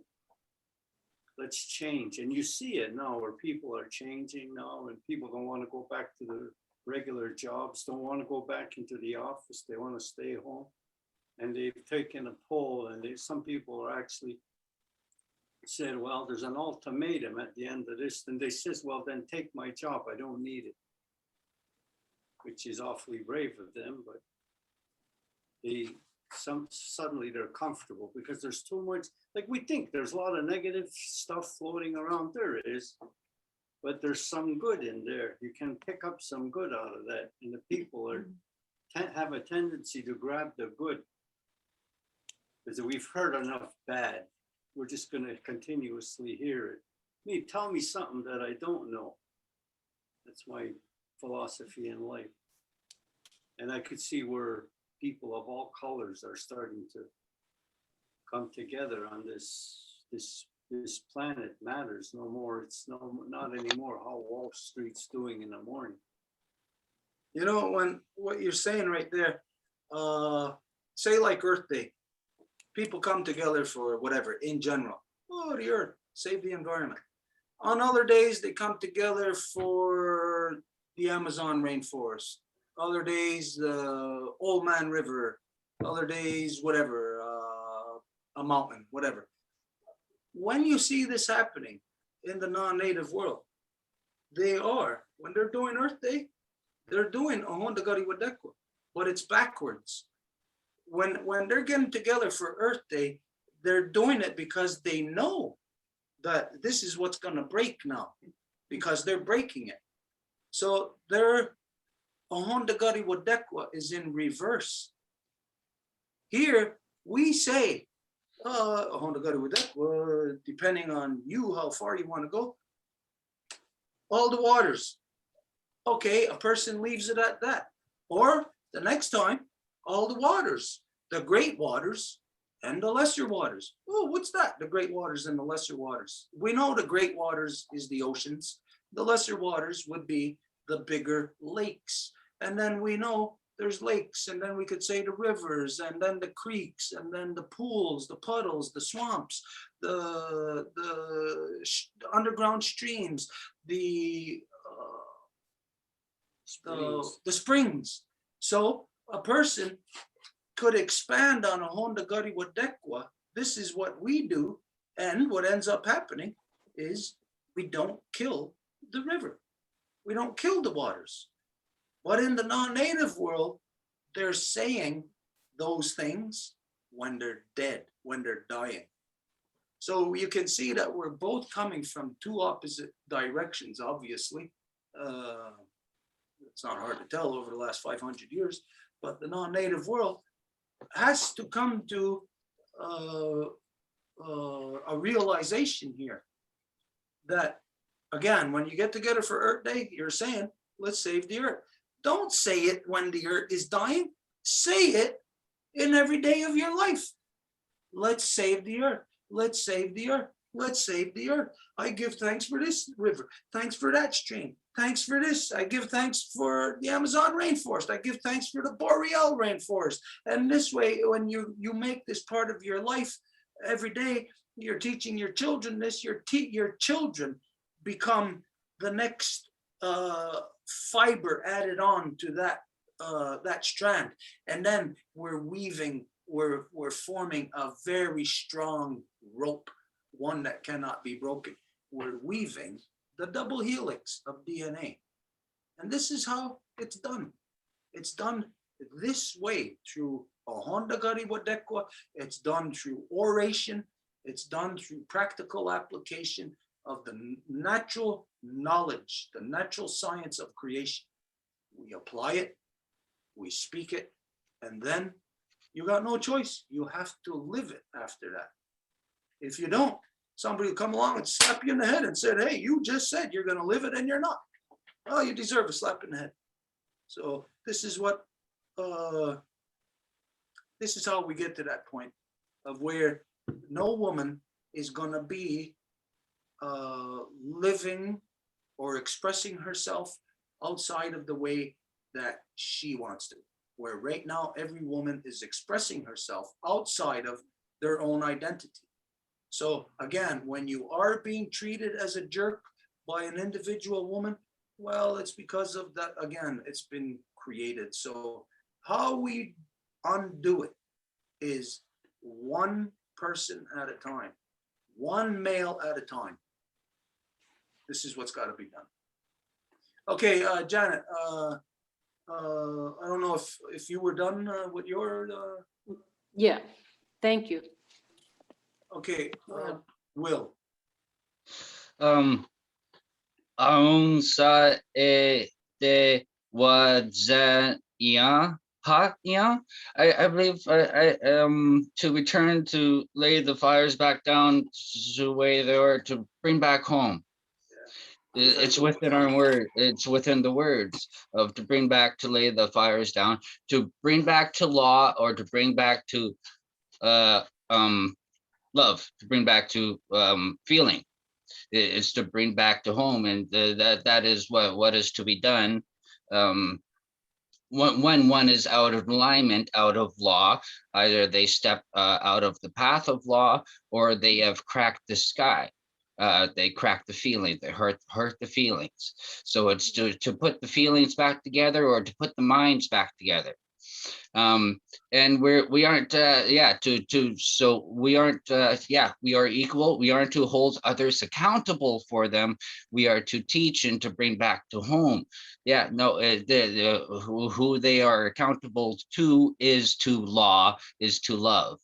And if one say is acting outside of love, outside of law, this doesn't excuse another acting outside of law or outside of love. It's just because they're doing it doesn't mean that you have to. It's always to come back and to bring back to home, or to bring back to mind. And say if we weren't able to bring one back to home, it's a little bit of our failing of not giving enough support and teachings to bring them back to heart. Support and teachings. See, how would that actually, what would it look like? Let's translate that into physical action. Support and teachings. See, like tonight we could say this is within those teachings. Now, what would the support be? Well, the support would be providing a place in a circumstance in which those teachings can be applied. This is where, again, it comes down to that no matter what, male will have his structured world. He will structure the world. That's what he is, he's law. So if we're not structuring the world within the natural law of creation that is filtered to us through our mothers, through their love, their emotion, what they're picking up from the earth, then we are the ones that are going to ultimately be corrupted. No matter what, it comes down to, again, investment. So just think of it like this. Who's going to put their money into something every week you're putting money into something that you know there's no return coming? Nobody's going to do that. Nobody's going to put money where there's no return. You're going to put money where there's a lot of return. So how are we going to get the most return, us guys? How are we going to get the most return on our investment with the women? Well, it's not going to be by investing in an individual. It's going to be by investing in the collective, where equality actually comes out. If I'm applying it just to one person that I'm with, then there's no equality. I have to provide it there for all. So this is where, when you get to the stage of where you, in your community or in your circle or on whatever level, where you can provide the forum in which where the women, their council fire, this will then be a new way of thinking will be exposed to you. Because until that a man does that, then they're not really going to the degree or to the level that they would all like to claim that they are. You have to provide the safe space in which the women can have their council fire. This will change you. It will change the male, and he will see things on a different scale. Right now, our interest when we're investing, again, we're investing in an individual because we want this out of her, we want that out of her. No, if we invest for that place for them to have the council fire, then we provide the proper rabbit dance atmosphere, where it's the woman that will choose.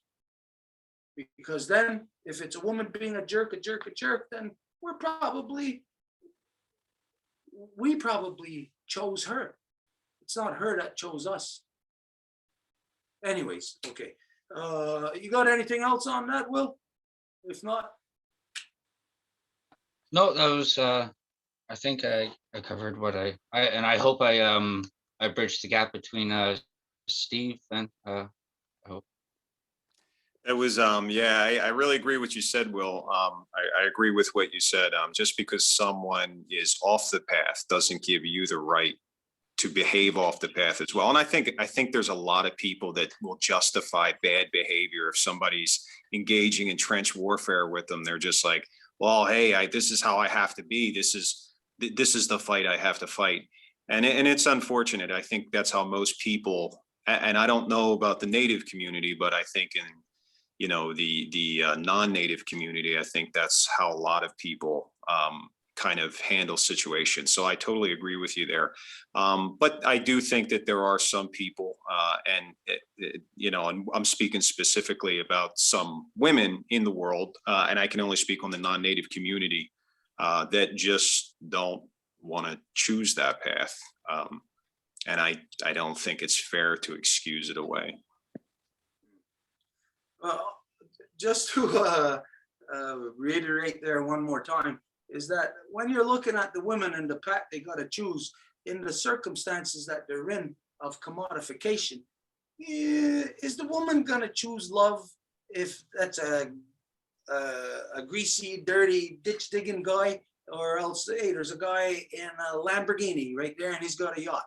This is the world now that the women are subjected to, and the majority of them will go for the Lamborghini and the yacht. The way things are. So this is really what we got to change. Otherwise, we are never going to know love. And so this is the investment. I agree. I definitely agree. The investment has to be multi-generational.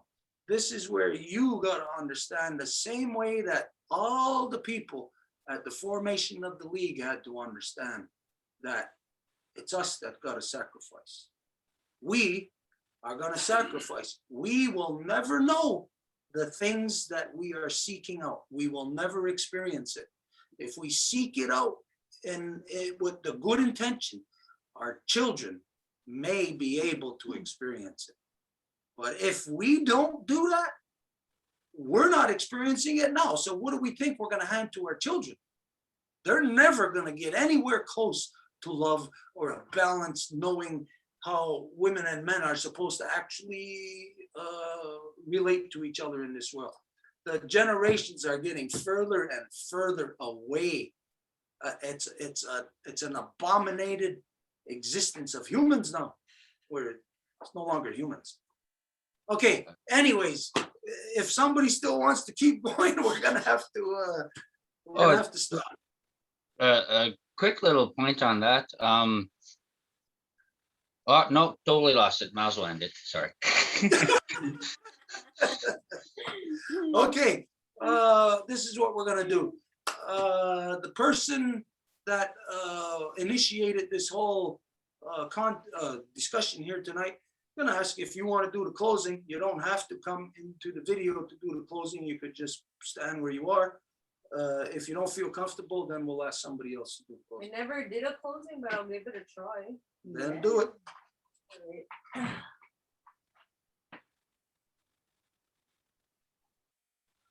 Onaga di wahi kan jokwa sa wada hosi o shiare. Wazita garna yo jets kawini has nintendo stop. Na discard wage.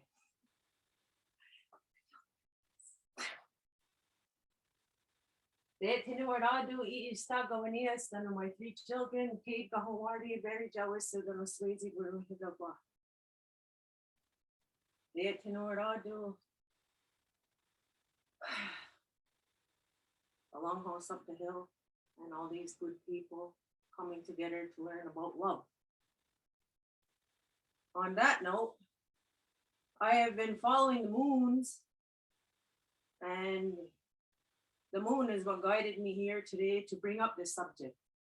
So I want to say, Nyawa Goa Dana Gorongwa, Nkisa Tasa Taneka Karakwa. So God, you know, then I want you. Yeah. Very good. Okay, everybody. Sasundius, Tanzi Jatatka.